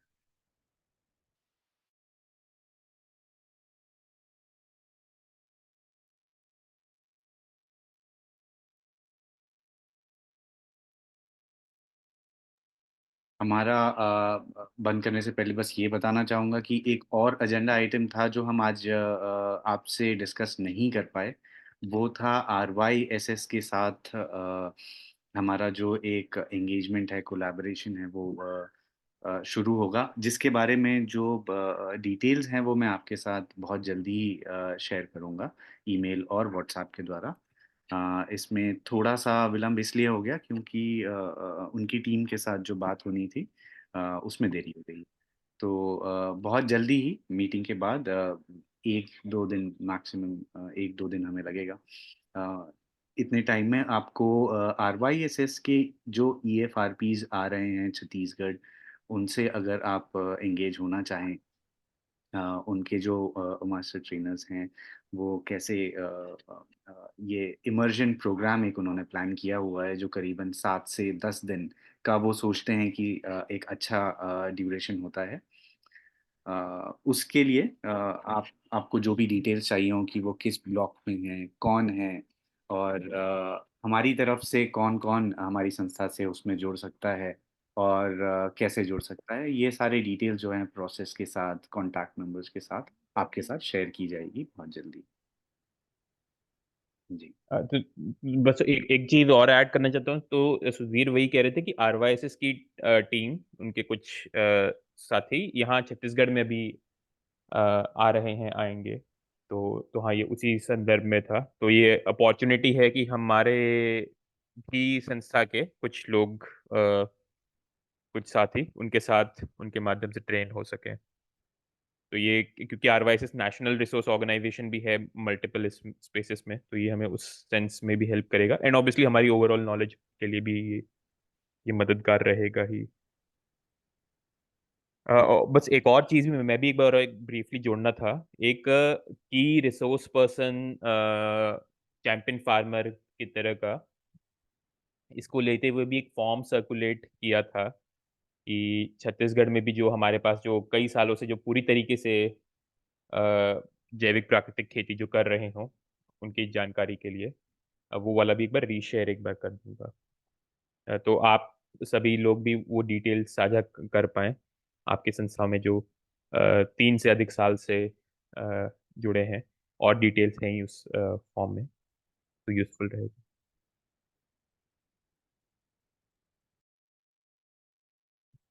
धन्यवाद रोहित जी। आप सभी का बहुत बहुत धन्यवाद, अपना कीमती समय, अपना कीमती वक्त निकालने के लिए। मंजीत जी, आप कुछ कहना?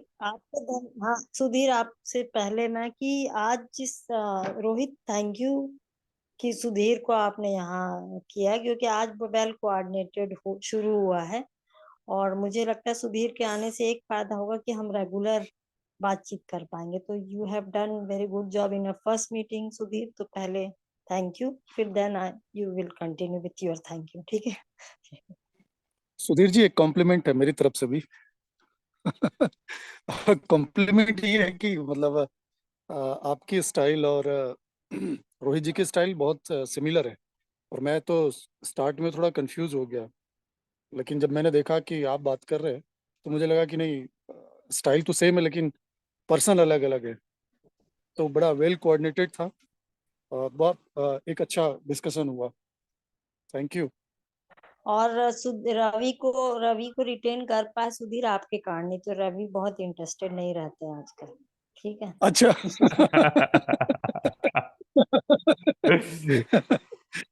नमस्ते मंजीत मैम। नहीं, ऐसा बिल्कुल नहीं है। ठीक है, थैंक यू, चलो। जी बहुत बहुत धन्यवाद रोहित जी, मंजीत जी और आप सभी का। आपसे फिर मुलाकात होगी 16 तारीख को, और तब तक के लिए धन्यवाद। Thank you very much. Thank you sir. Thank you Sudhir ji, thank you Rohit ji. Thank you.